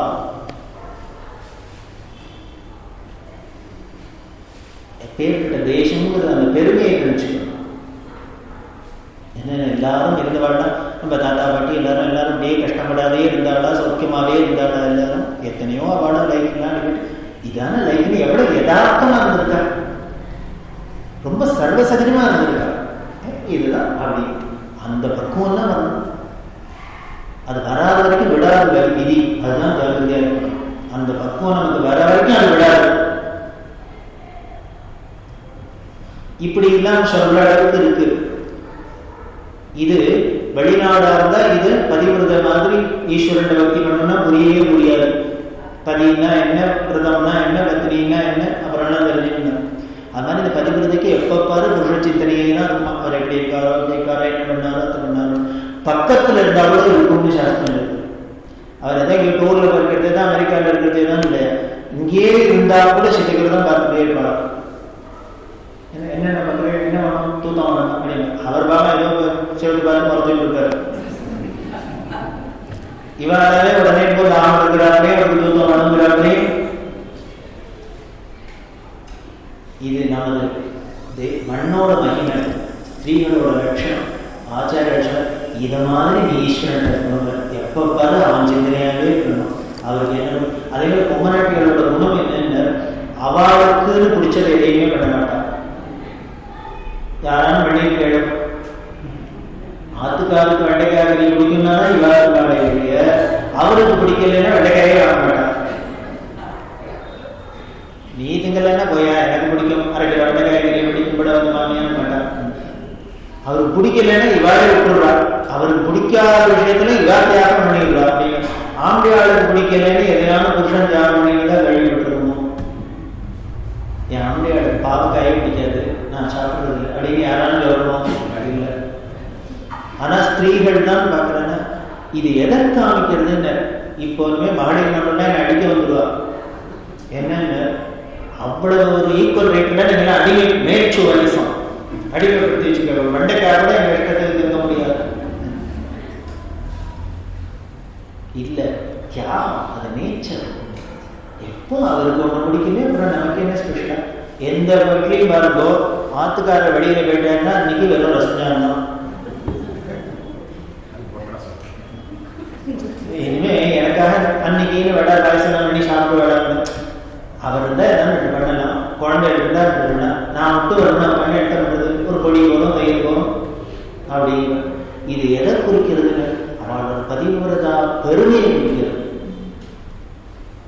அவர் போனால் அவன் நாக்கு எடுத்தான்னு, உன் வயல் எடுத்தான்னு, நீ என்ன பண்ணி சொஸ்தமா சாப்பிட மனசு இல்லை. இதுலேருந்தே தெரியுது, வாக்கோ நாக்கோ மூக்கோ எதுவுமே நமக்கு மனசை பொறுத்து தான் வெளியே, அதுக்குன்னு ஸ்பெஷலா ஒன்றும் சக்தி இல்லைங்கிறது நம்மளே எதையாவது பொதுவாகுது. இதுக்கு வேதாந்தம் வந்து நம்ம சொல்லித்தர வேண்டாம், இதை கவனிக்கிறது வேண்டாம். இதை கவனின்னா வேதாந்தம், இதை சொல்றது வேதாந்தத்தோட வேலை இதை கவனிக்க சொல்றதுதான். நேச்சரை உனக்கு தான் இருக்கு, இதை கவனிச்சுக்கிறேன், இதை கவனிச்சுட்டீங்கன்னா டெவலப் பண்ணுவோம். அப்படி பதிவிரத மாதிரி இல்லைங்க. அப்படின்னா சுவாமிக்கு பிடிக்குமா, அவருக்கு என்ன, அவருக்கு வடை தான் பிடிக்கும் ஆஞ்சநேயர், அதனால வடை தான் பிடிக்கும். அவருக்கு சுண்டல் தான் பிடிக்கும், சுண்டல் தான் பிடிக்கும். அவருக்கு புளியோதரை தான் பிடிக்கும், அவருக்கு பிடிக்குமா பிடிக்கல நமக்காகவே ஒரு பாவனை. எங்க அத்து மாமாக்கு இதுதான் பிடிக்கும்னு 4 பேரை போறாங்க, அவரே என்ன பண்ணாரு, ஆமாமா இதுதான் பிடிக்கும் எனக்கு.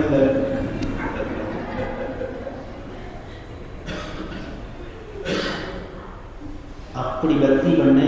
பக்தினா என்ன, சிம்பிளா ஒரு உதாரணம். பகவத்பாதா 8 வயசுக்கு மொட்டையை அடிச்சுட்டு சன்னியாசம் வாங்கிட்டு வந்தவர் ஒரு பொண்டாட்டிக்கு ஆம்பளையாட்ட என்ன பிரியம் இருக்குன்னு இவருக்கு எப்படி தெரியுமா? ஒரு பொம்பளையா இருந்தாலும் பரவாயில்ல, ஆம்பளை தெரியறதுக்கே சான்ஸ் இல்லை. பொம்பளாட்டி மனோபாவம் எப்படி சொல்றாருன்னா சர்வஜன்னா அதுக்கு ஆம்பளையா பொம்பளையா தேசமா விஷயமா ஒரு லிமிட்டேஷன் கிடையாது. பதிவிரத மாதிரி இருக்கணும். 4வது கொடி மரத்தை சுற்றி இருக்கும். அம்பாளுக்கு பேர் ஹேமலதான்னு பேர். என்னென்ன பிரம்மங்கிற அந்த பரமேஸ்வர கொடிக்கு மட்டும் என்னென்ன ஏதாவது படறதுக்கு ஒரு இடம் ஆகும்.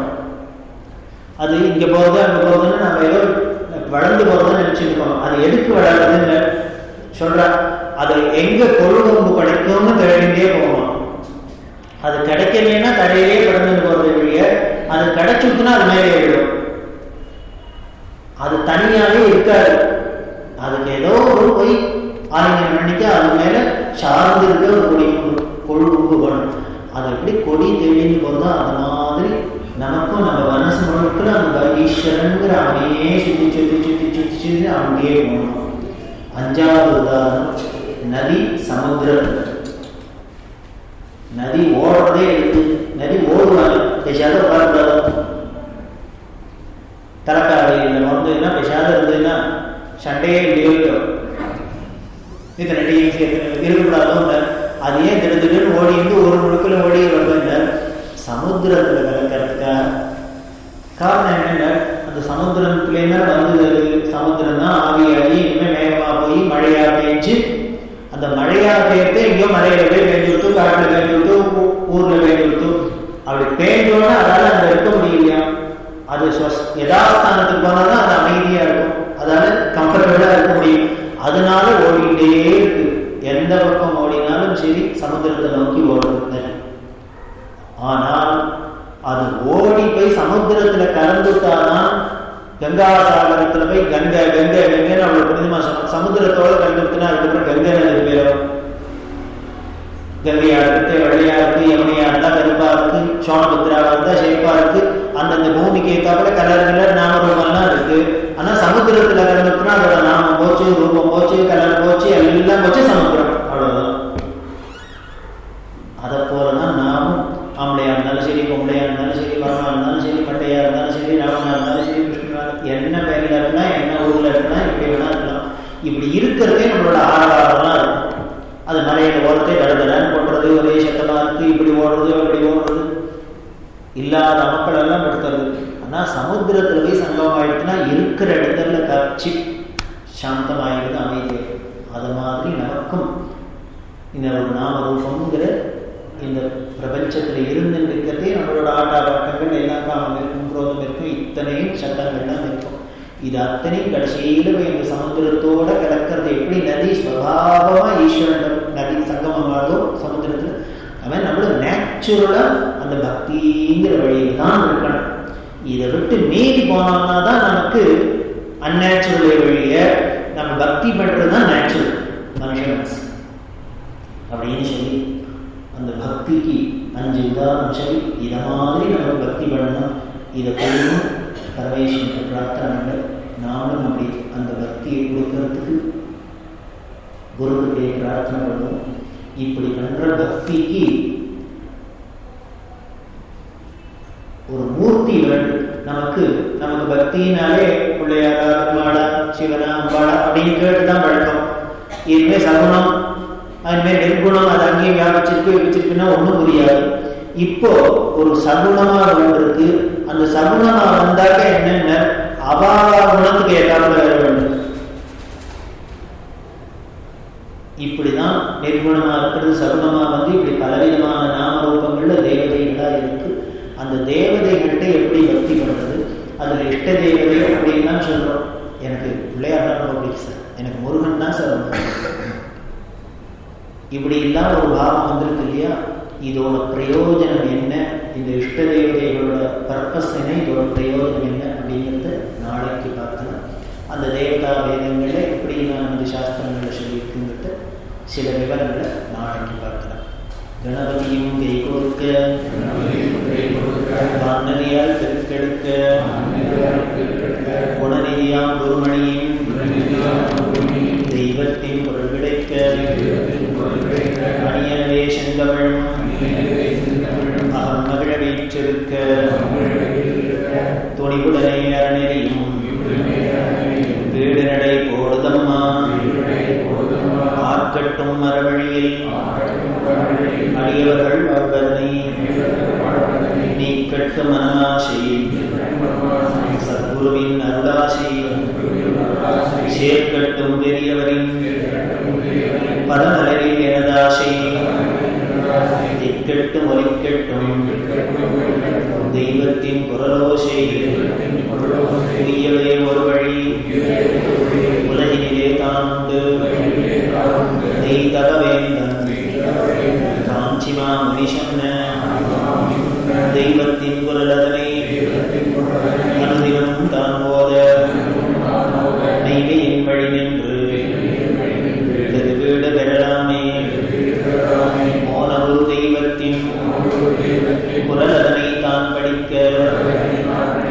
ஞானமே தான் பெருகும் வாழ்வதும் தான் சிறக்கும் தான் அந்த பொருள் என்னும் தத்துவம் தான் விளங்கி ஆனந்த நிலைதனிலே அனைவரையும் தான் சேர்க்கும் காஞ்சி மாமுனி கனிவாய் குரல் மழை கொஞ்சும் தமிழுக்கு வாய்த்த பொருள்மழை மிஞ்ச வேறில்லை மற்றவர் சொல்மழை நெஞ்சில் பதிப்பவர்க்கு என்றும் அருள்மழை. சத்குரு சுவாமினம்.